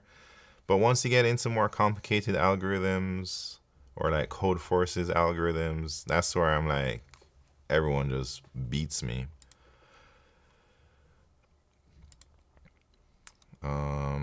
I borrow check BTW. Welcome to the party. Good to see you again. Hey, thank you very much. You're bad at preserving? Hey, what does that mean? Here to learn algos. So when do we learn advanced math and physics? I don't know, man. I don't know if I'm here to learn advanced math. I thought Googlers are mostly like top CF people. No, man. Google has around 80,000 software engineers, man. You can't get 80,000 people to be Code Forces grandmasters. You know what I'm saying? Like, there's a lot of people who are very, like, not that good at algorithms, man. I'm telling you. I said Lean 4, it's a language. Oh, I thought that was like some weird typo, man. I don't know what the heck Lean 4 is. Math programming language. Yeah. Greed FP5. What's happening? I do well on Code Forces, but can't crack company online assessments. Any help? Hey. Dang, Code Forces. You're pretty bumping, man. I think an expert in Code Forces. All right, maybe I'm gonna tell you something. It might be a little bit controversial, man, but online assessment. Look up the answers, man. Who cares? Everybody cheats in online assessments. Maybe you should too, because I guarantee you, like 90% of people are just copying and pasting or like typing out their online assessments. I would not recommend to cheat in your interview, though. I wouldn't cheat, and I don't think, maybe you might get an offer or whatever, but I don't think I can condone that behavior. But for online assessment, man, it's like everyone's gonna do it, and you're up against, like, I think they look for crazy high scores in online assessments. Maybe that's like terrible advice, but that's what the game is like these days. Hello, Kitty Boy. What's happening? The point is that you understand logical implications a lot and redundant instructions. If I give you a slow app, can you fix it and how? Normally I use Lisp. Most business apps are transactional, which tend to be very different.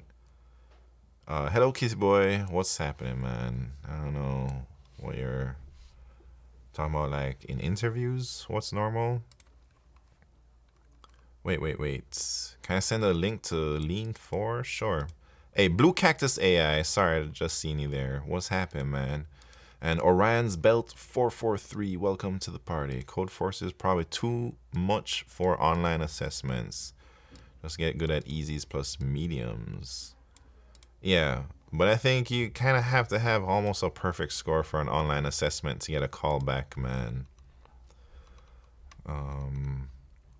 Because it's not like someone's interviewing you, man. They're looking at your answers and stuff, and that's it. They don't even care about anything, you talking your thoughts or whatever. It's like speed and accuracy, I think. I'm in college and we have online assessments in Common Lab under investigation. Oh, so it's like school. You're not talking about an online assessment for like an interview, like an Amazon OA before you get like a phone screen or an on-site. Our LeetCode contest 100% AI now? M callers, what do you mean? Wait, imagine your company at 80,000 grandmasters. Yeah. Wait, Leet Whale. Let me see. Let's say find 2 squares of size S with top left corners. Yes, the difference between yes, or the difference between is at least size S. Yes, I think I see that part. I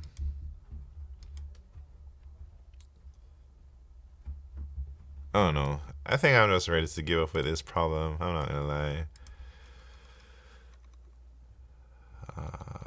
Real world algo skills come from trying to work on restricted hardware and using advancements to get your way there. If you want to learn algos, I'm not trying to just learn random ass algorithms. I'm trying to like learn, I guess, more competitive programming algorithms. Then, like, I'm not sure what you're talking about here.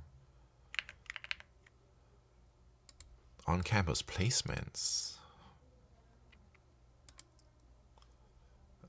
Coding Avenue. What's happened? Been a while. I don't do coding interviews. Still the same data structure algo interviews.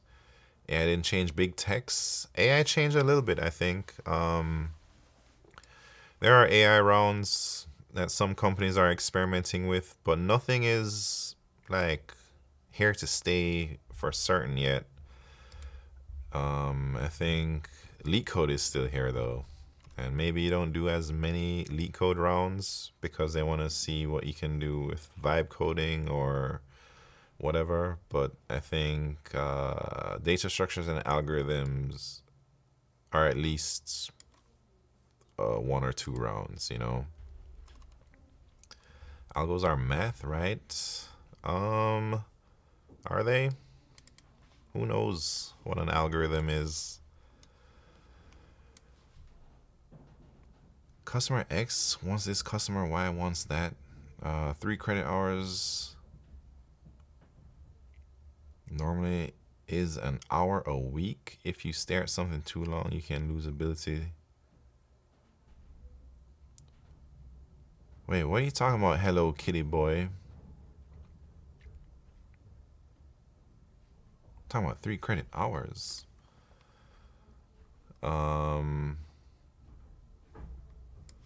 Did you just confirm for whale? Wait, what? What are you guys talking about, man? Everyone's saying comments. I don't even know what they mean. What does this mean? Dumpy Don. Confirm for a whale? Companies visit my campus for online assessments and interviews. I recently gave an OA for Amazon with this problem. Couldn't pass all the cases. Let's see this problem. Dang, hard problem. Crazy talk. Maybe this is a good problem to try. There's a country of n cities numbered from 0 to n-1, where all the cities are connected by bidirectional roads. The roads are represented as a 2D integer array edges, where edges equal xy time denotes a road between cities x and y that takes time minutes to travel. There may be multiple roads of differing travel times connecting to the same 2 cities, but no road connects to a city itself.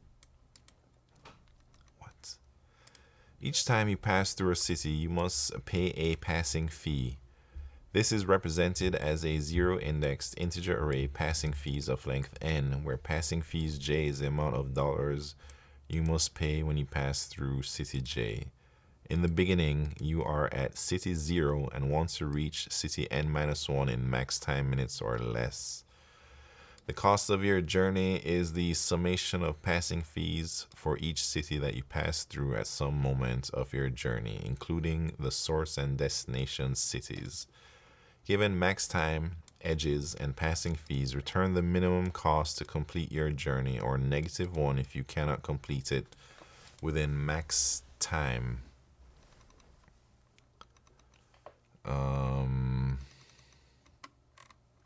I'm not sure. The minimum cost to complete your journey. So there's passing fee, and then there's the time.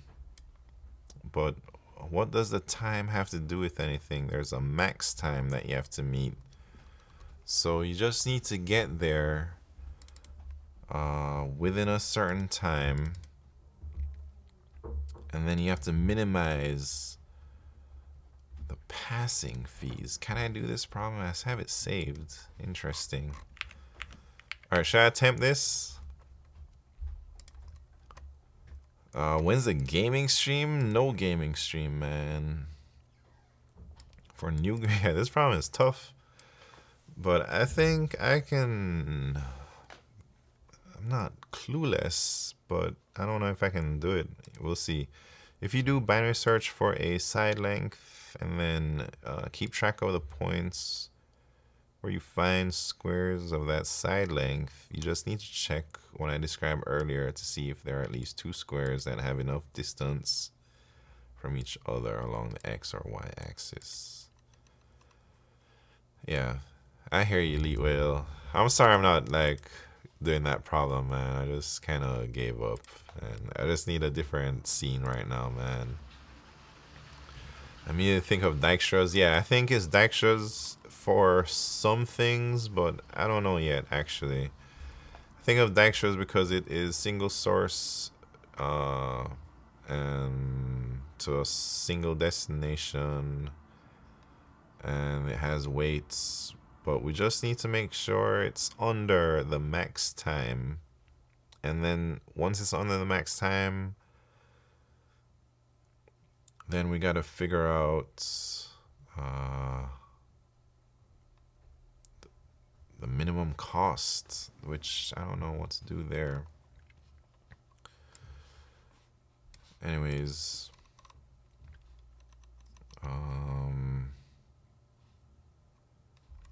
so if you got Dijkstra to get the time to a city, minimum cost.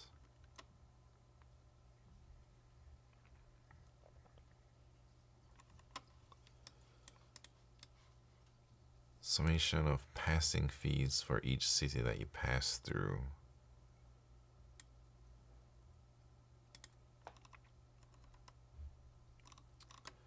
Yeah, this problem is hard. I'm not gonna lie, man. Max time is up to 1,000. 1,000, everything. Graph may contain multiple edges between 2 nodes. Graph does not contain self loops.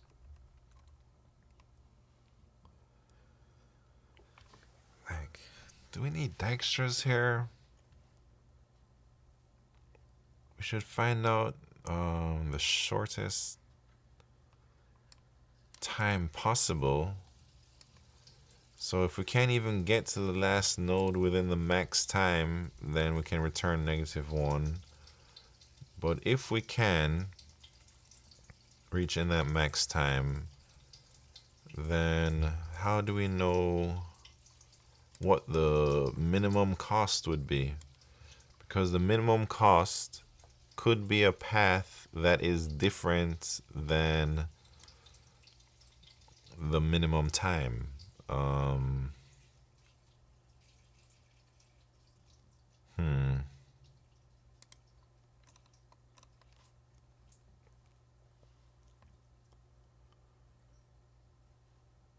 I guess, all right. I guess we have a choice to make. For each node that we're at, we can go to any of its children. So it's like take it or leave it on whichever path. That's going to give us the minimum cost. But how do we get the minimum cost for a particular time? I'm not sure.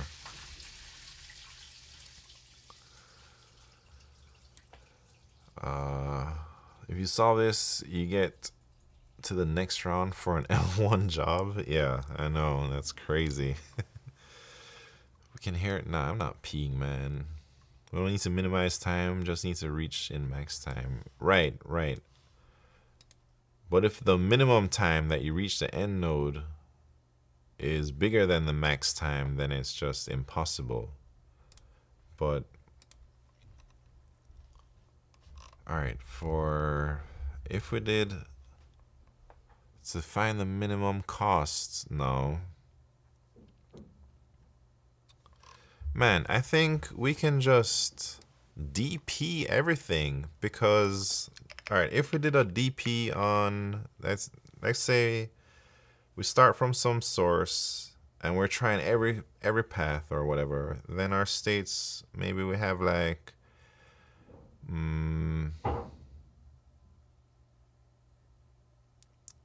I don't know.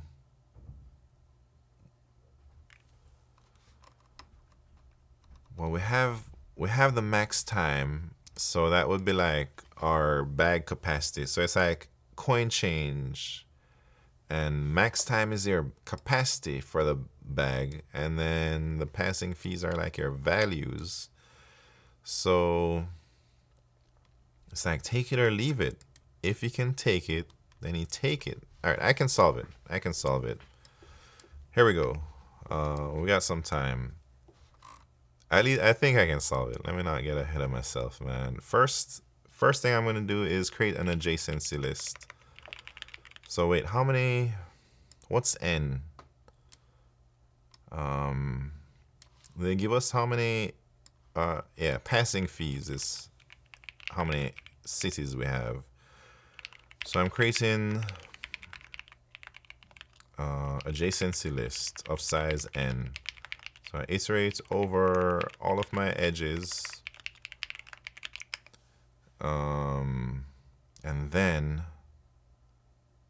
what's it says? It says it's bidirectional. Okay, bidirectional. So edge 0, pushback, edge 1. But we also need the weight. So maybe I should use my little pair thing here.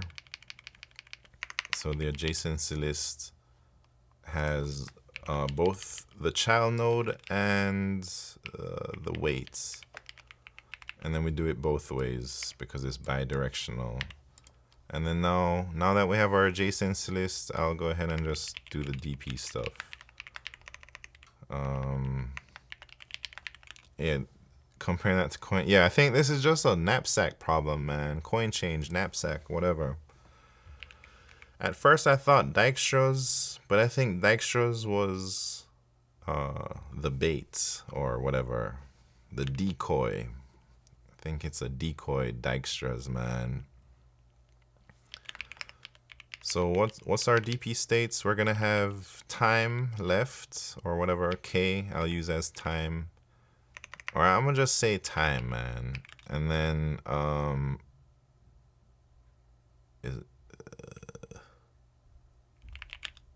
node, I guess. Node and time. Wait. Would knapsack pass? Because time, I think it's gonna pass, man. Let's just try it. Man. Alright, so how are we gonna do it? If we reach the last node, then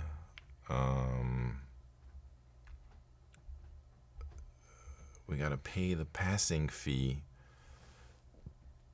But I'm going to assume that we pay the fee before we even get to the node or something. So here I'll just return that time. We have time left. No. This is minimum cost. So I'll return 0. We should not be able to get here if our time is 0 or less than 0. All right, so now for every node that we visit, we're going to go through all of its children.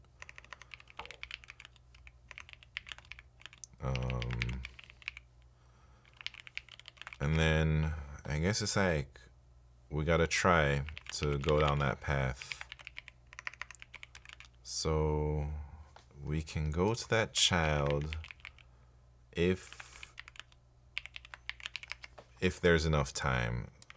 So if there's enough time, we'll visit this thing, and our time is that.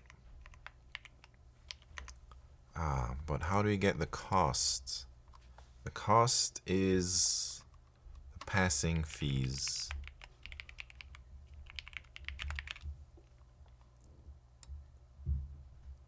Let me think. I don't know where to add my passing fees, but I'll start by adding it right here. Nella W1, thank you very much for the follow. Okay. So for everything, if we can visit, we should try to visit. And then, I don't know, we gotta remember the minimum or something. Let me not use int max, let me use 1e9 or something. Greed FP5, thank you very much for the follow.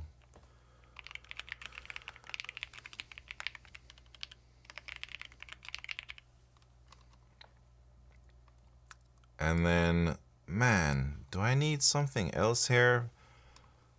Or I actually don't know. It's Greed FPS. Oh, okay. My bad. Greed FPS. Thank you very much for the follow.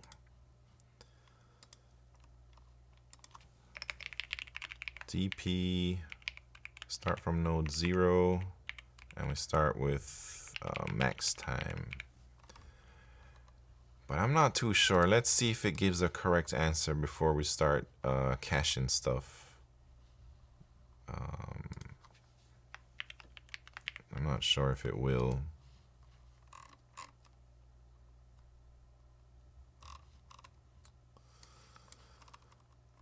So, what the heck is going on, man?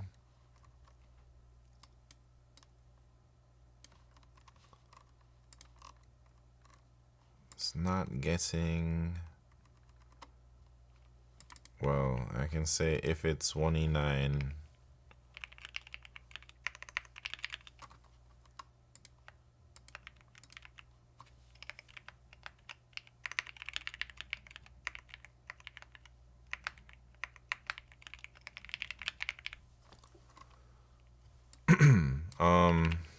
Alright, where am I messing up?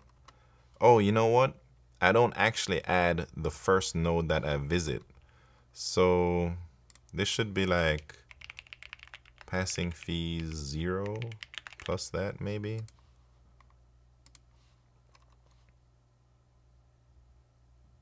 But it's still wrong, man. It's still wrong. Now it's too much.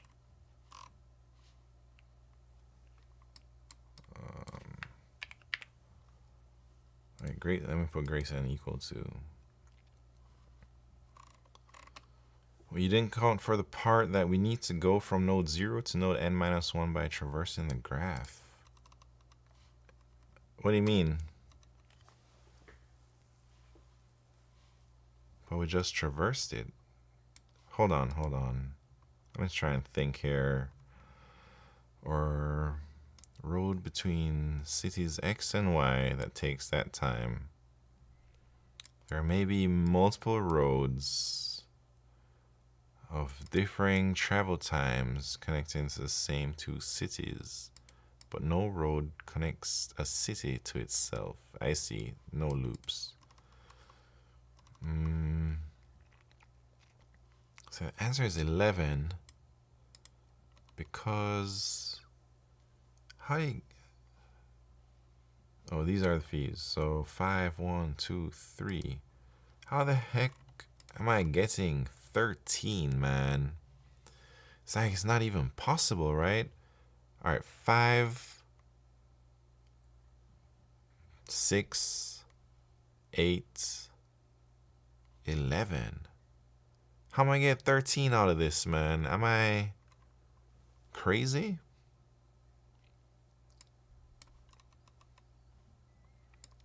Passing fees of the... Oh, this should be child node, man. Come on now.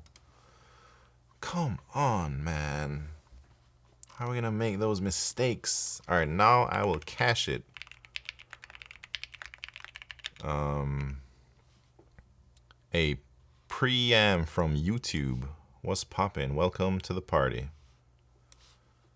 All right, so now the cache is gonna be on N and max time +1 for good luck. So now I'll just check the cache. If cache node time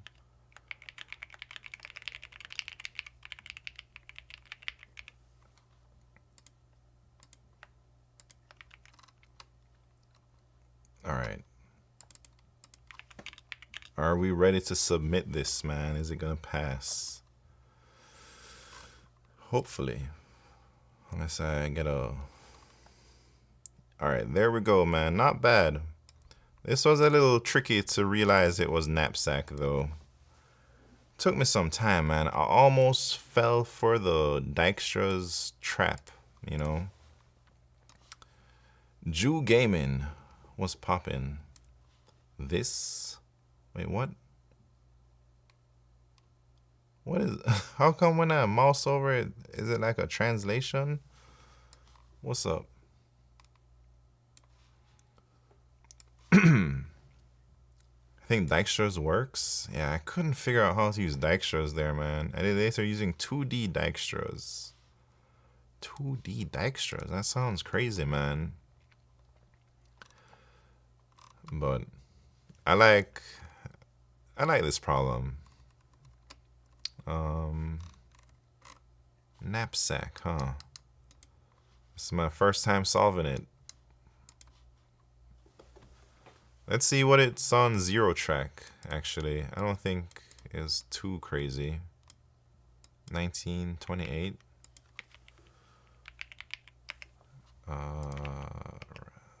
Dang, so no way, man. 2400 rated. Oh, but it was like,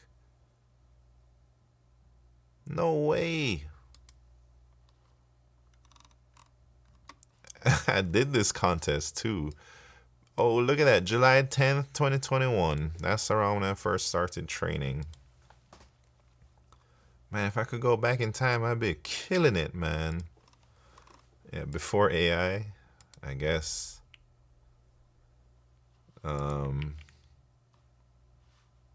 There's no way that's the actual rating. Something probably went wrong to mess with the rating. Yeah. I think so, Elite Whale. I agree. There's no way this is a 2400 rated problem, man. Absolutely not. But maybe back then it was. Maybe 5 years ago it was like a 2K plus rated problem, man. Because I think we've all gotten better over the years as well. Maybe you're just that good. Nah, you're tripping, Mr. Love Pickle. Probably like 8. Yeah, it felt like a... I'd say maybe more like 1900-ish. But what do I know, man? Inflation, yeah. Alright, what should we do? We got 30 more minutes. Should we check out my list of problems that I have attempted but not been able to solve? My list is 153 questions now. Oh, you know what I should do? I should just submit something so that this shows up as attempted, this problem. But I think I gotta actually make it compile. Why is it like this, man? Oh. Hey, I'm a full stack developer in Java. Hey, that's pretty cool. I don't know much about Java, even though I've done a bit of work in Java. Should I give you another problem? Hey, if you want to give me another problem, I can try it, man. I'll try it. Do you have one in mind already? Like, if you'd actually like to see me solve the problem, I'll do it. But if you're just like looking for a random ass problem to give me a struggle on, maybe I'm good, you know? But if like me doing it is gonna help you, I'm down. I'm down to do it.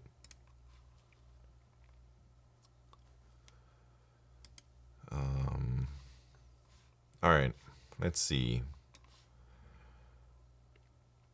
Oh, should we check out your LeetCode profile, man? Dang, good rating. Only 7 contests. So you're, dang, look at, man, you're crushing it. You're a lot stronger at algorithms than I am. That's for sure. I guess it's obvious based on your Codeforces profile, man. Yeah, but you'd be a guardian for sure, man. You're a LeetCode guardian, at least. If you can pull out 4 out of 4s 2 times back to back like that, man, that's crazy talk. All right. You got that question, Greed FPS, or are we gonna hit my attempted list? Minimum and rotated sorted array part 2.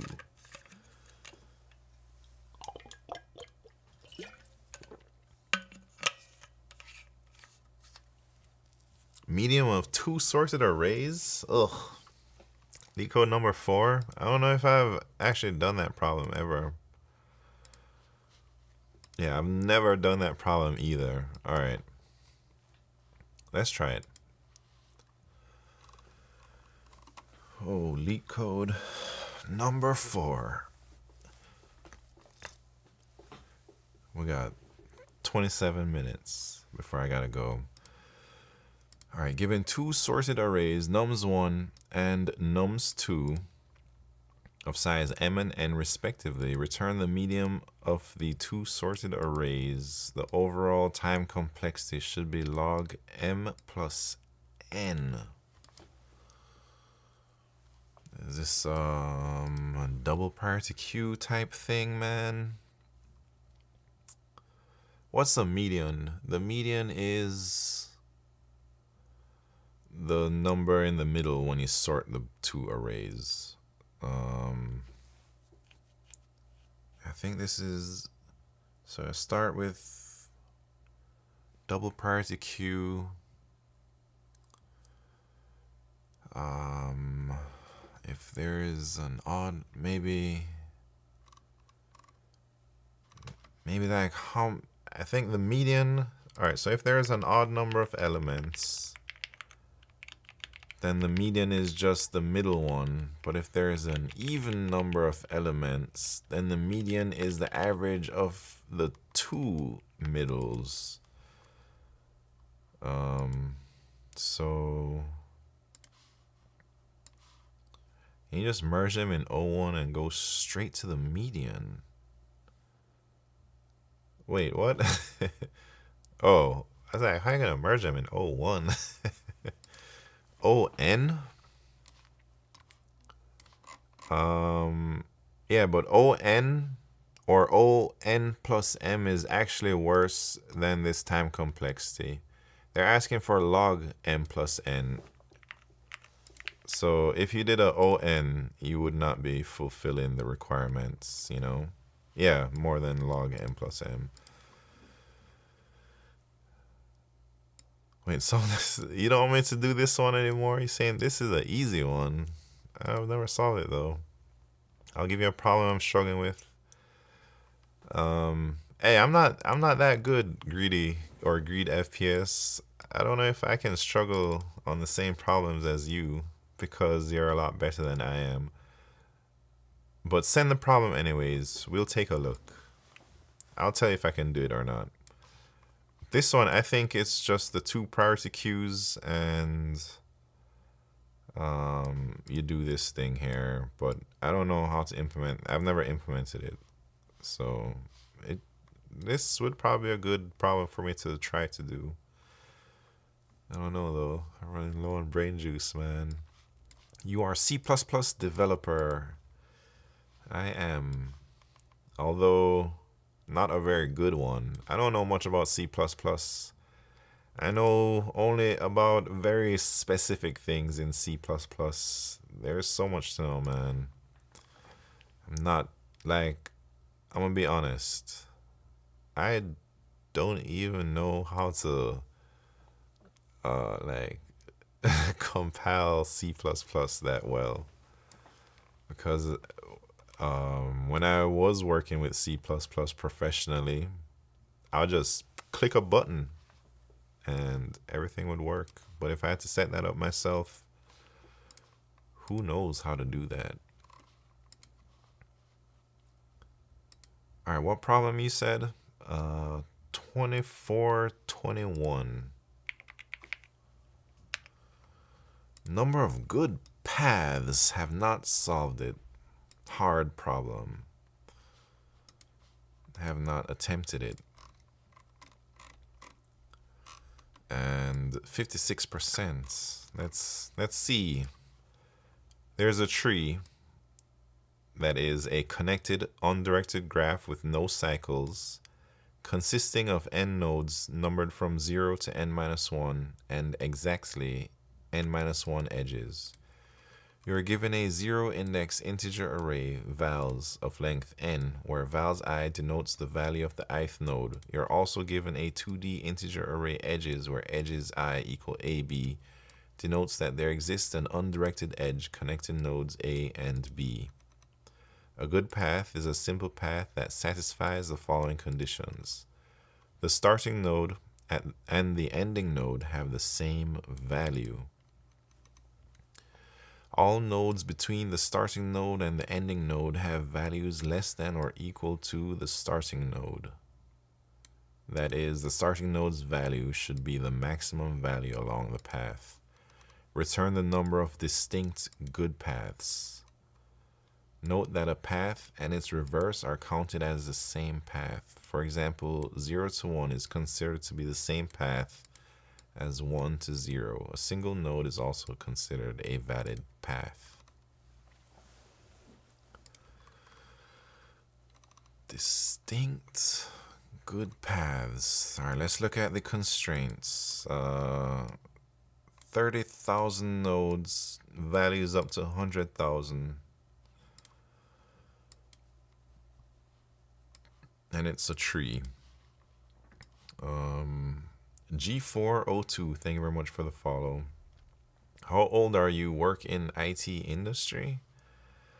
I'm almost 40 years old, and I used to have a job at Google, and now I don't have any jobs or anything. I quit my job a few months ago. All right.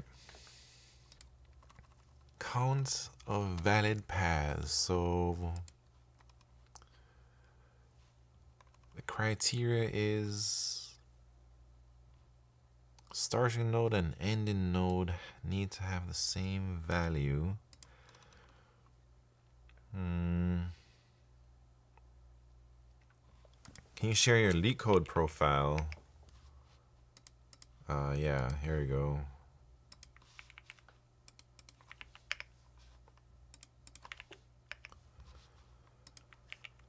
All right.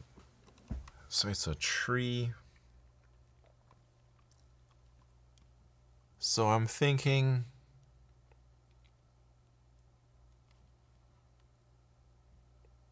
how do I know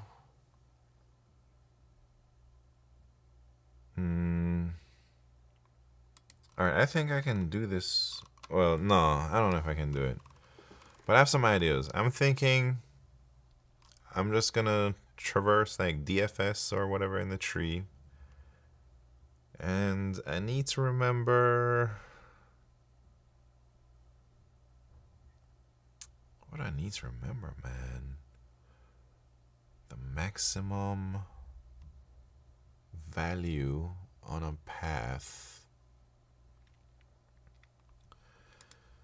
Yeah, I need to remember them. So it's maybe a DFS where I go to process down here the leaves and build my way back up. So if I'm at, wait, let me look at this example here. Vowels. All right, so these are my nodes 0, 1, 2, 3, 4. The value of the nodes have to be equal, is what they're saying.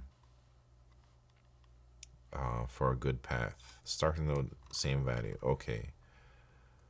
So what has the same values here? 3 and 3 all the way down here. So if I did a DFS, man, I'm not gonna see that other 3.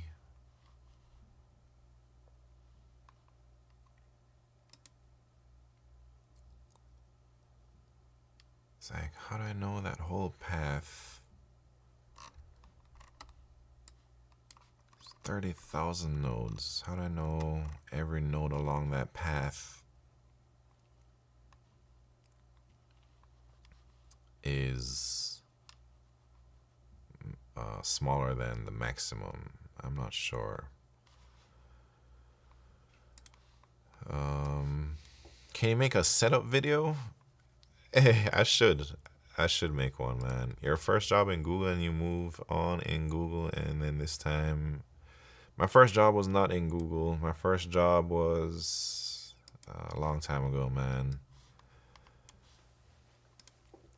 Google was like my 3rd or so job.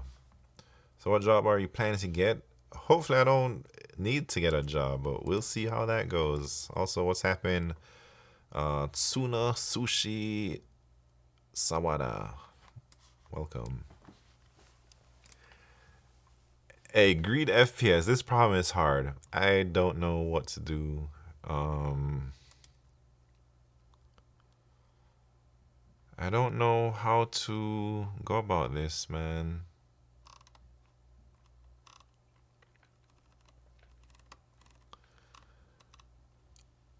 So we need to know the same values, but then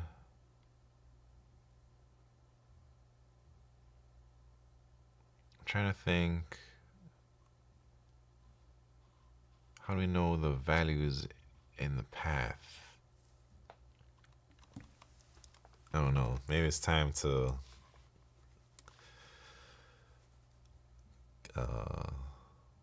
chill. I need a job in Google too. In India, it's pretty tough to get in Google. I mean, actually pretty tough. Can I make it into Google US maybe? I think it's tough anywhere these days. I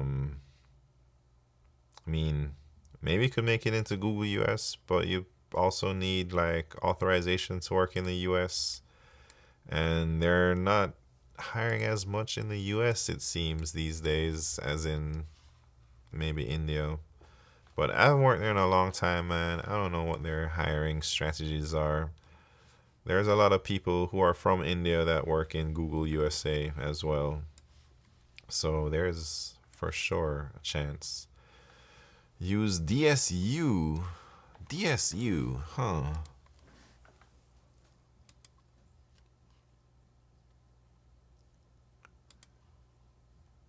I'm gonna DSU this. I'm not very strong with Union Find stuff, but I understand how it works. But I don't know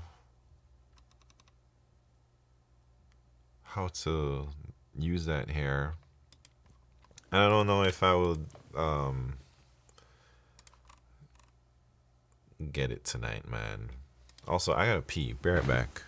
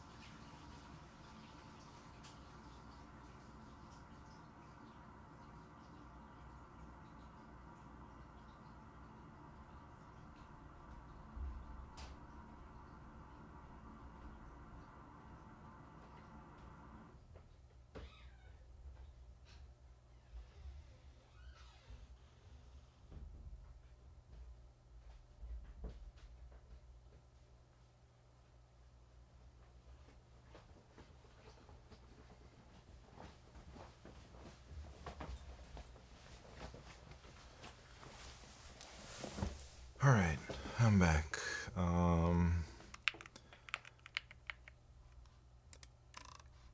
don't know about doing any more problems, man. I'm feeling pretty tired.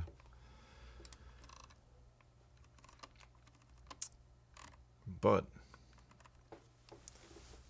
what could this be, man? Somebody said use Union Fine. I still don't see it. I'm peeking at the topics, or should I think a little bit more?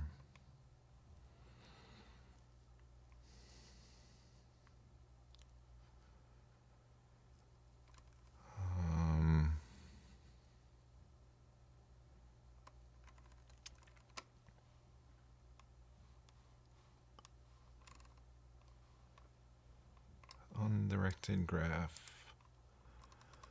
No cycles.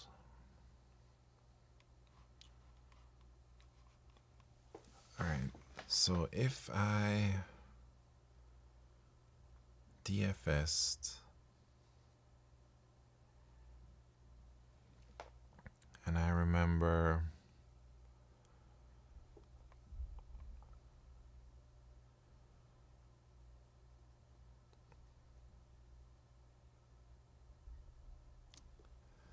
I don't know.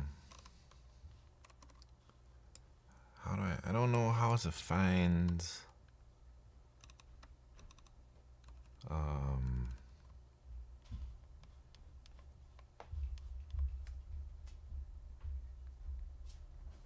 don't know how to find anything, man, in this problem. Let me take a peek at the topics.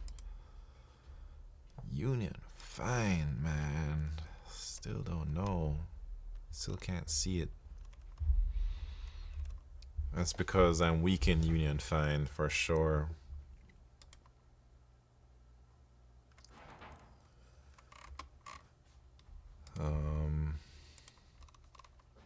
Is this backtracking? I don't think so. Based on the time complexity of backtracking is like factorial, and the inputs here talking about 30,000 nodes. So I don't think backtracking is gonna lead to a fast enough answer, you know.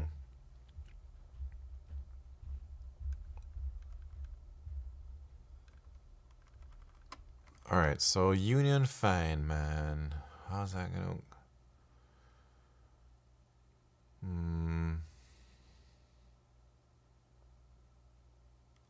It's like all things in a group that... Alright, let me read one hint. Can you process nodes from smallest to largest value? How are we gonna do that? Smallest to largest value. So process this. No, I can't. Yeah.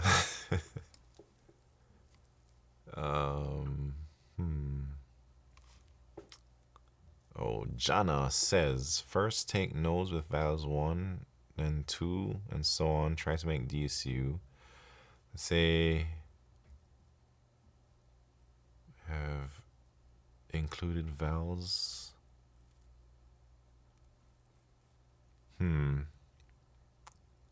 We have included vals with val less than equal to x.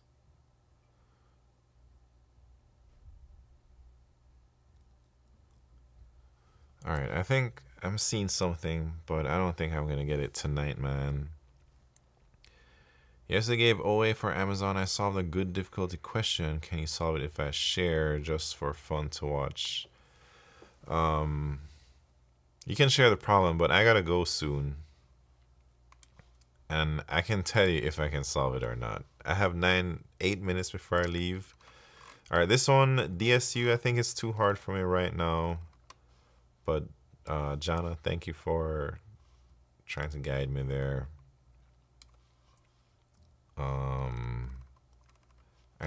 Let me add this to my things that I should probably look at. So starting with node values that are smallest first, and then see if you can DSU them.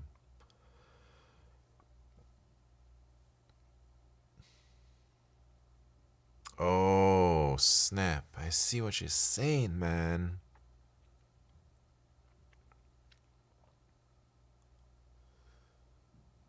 Wait.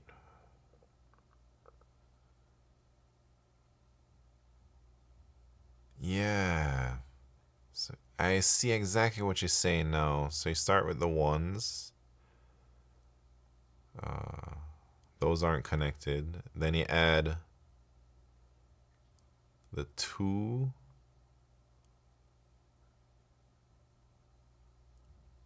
And there's a path. No. I just saw something and then I lost it, man. I think it's too late for me to think about them things. But I think I got a glimpse of what I need to see in my mind, at least. Do a dry run first. Connect all nodes with val1. If there are edge between them, then connect. Then try next with 2 and so on.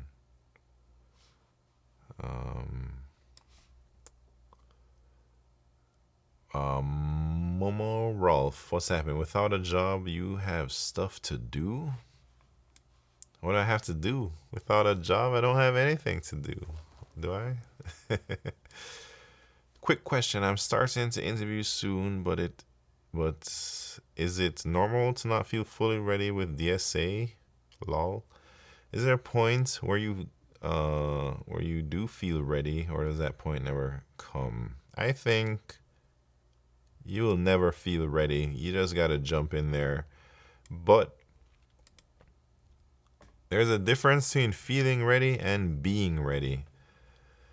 You will probably not feel ready, but you can be ready, man. And being ready means just prepare, study hard, cover everything. Try to do some mocks. Try to work under pressure. LeetCode contests are a great way to fake the pressure sometimes. You can do mock interviews on Premp or Interviewing IO. I think maybe you have to pay for some of those. Because it's actually more than just solving the problem. I think solving the problem is the minimum that you need to be able to do. But in addition to solving the problem, you also need to communicate effectively, and you need to give off positive vibes to your interviewer. So don't only focus on studying data structures algorithms. I think a lot of people forget to study or forget to practice their communication and practice making a good first impression, man. And I think it's a lot easier to get points in those areas than it is to be better than other candidates in data structures algorithms. I think you're probably going up against everybody's grinding algos, man, but not that many people are grinding their speech or that type of stuff. But if you don't know your algos, it doesn't matter how good you can talk or how nice you are, because you're probably not going to pass. 6 minutes to midnight. What's happened, Brent Arata? Welcome to the party. It's 4 minutes to midnight now. Hey, 6 minutes to midnight. What? Isn't there some... I forget. There's some saying about some minutes to midnight. I don't remember where it came from. Yeah, I'm at the stage of going over behavioral questions and the conveying your thoughts part. Yeah, this is actually tough to do, man. One thing that really helps me is streaming my studies on Twitch and YouTube.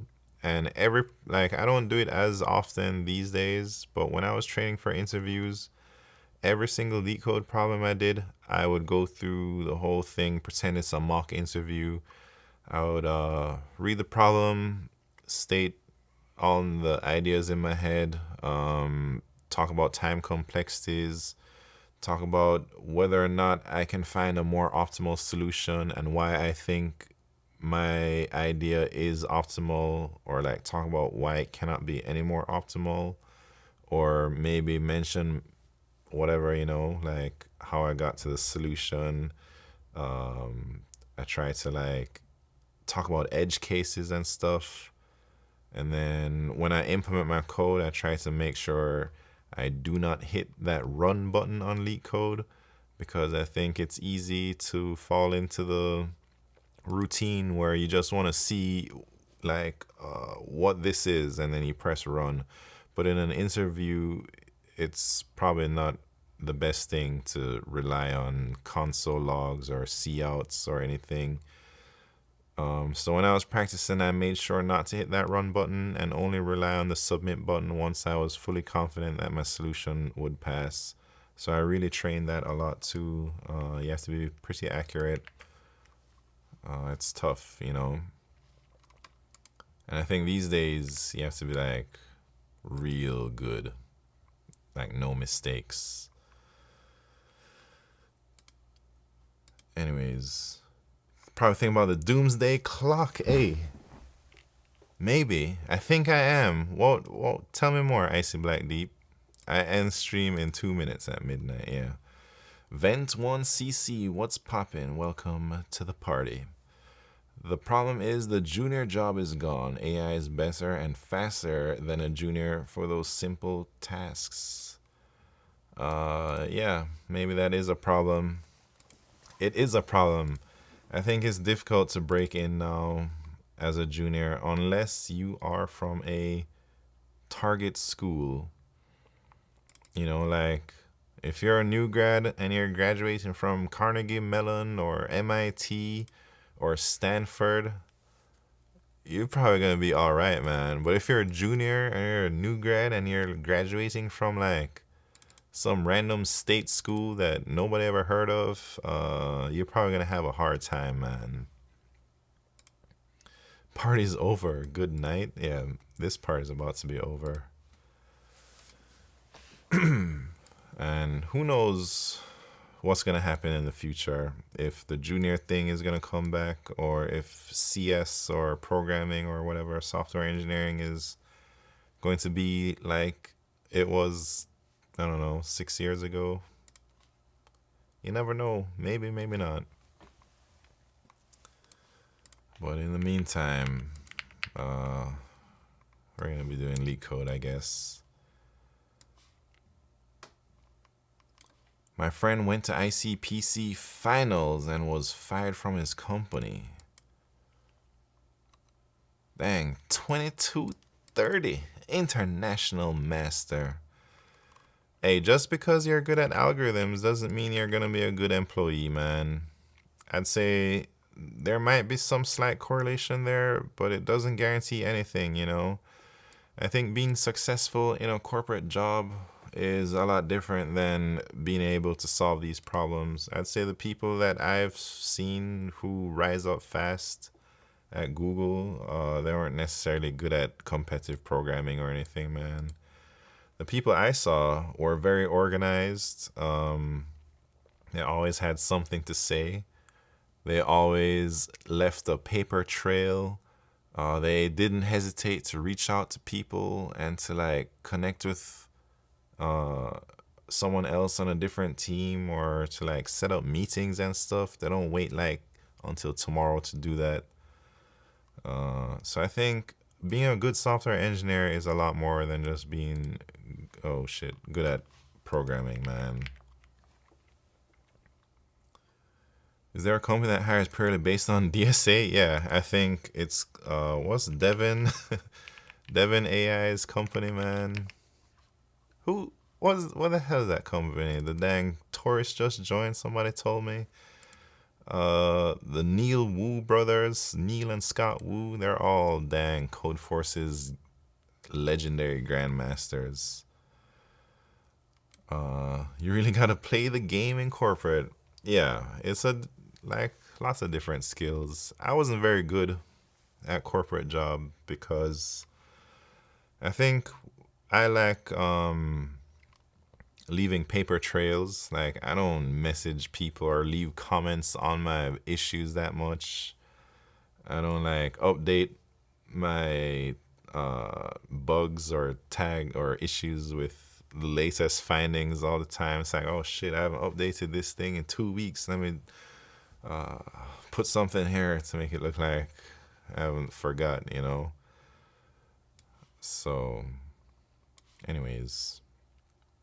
Neil left Devin and joined Thinking Machines? What? Didn't Neil start Devin? Or Neil and Scott Wu? I don't know. Anyways, I gotta go, man. It's time for me to get out of here. But I will be streaming tomorrow. I'll be doing maybe, I don't normally stream on Tuesdays, but I will be doing a long stream. Perhaps not.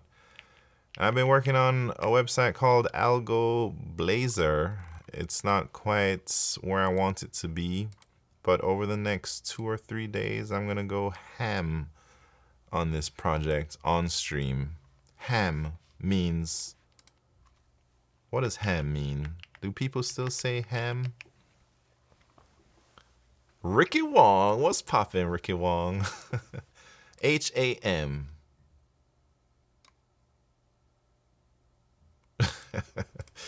I don't even know how that acronym came about. Anyways, doesn't ham is an acronym? Yeah, it means harder than a MFer. That's what I always thought it meant. I'm gonna go ham on that thing. No, I didn't make that up, man. I've been saying that since high school. Let's see. Urban Dictionary. Ham. Oh, look at that. In slang. Maybe not harder, but just hard. Everybody knows that, man. Oh, look at that. It's official. H-A-M. You guys had no clue? It's an actual acronym. Anyways, I'm gonna go ham tomorrow on Wednesday, and maybe that's it. Maybe Thursday. I don't know, man. All right, I gotta go. And we're gonna go raid somebody. Usually I like to try and find somebody who's doing LeetCode, but is there anyone? Oh, she's doing LeetCode. Man, how am I gonna raid this name? Oh, I got it right here.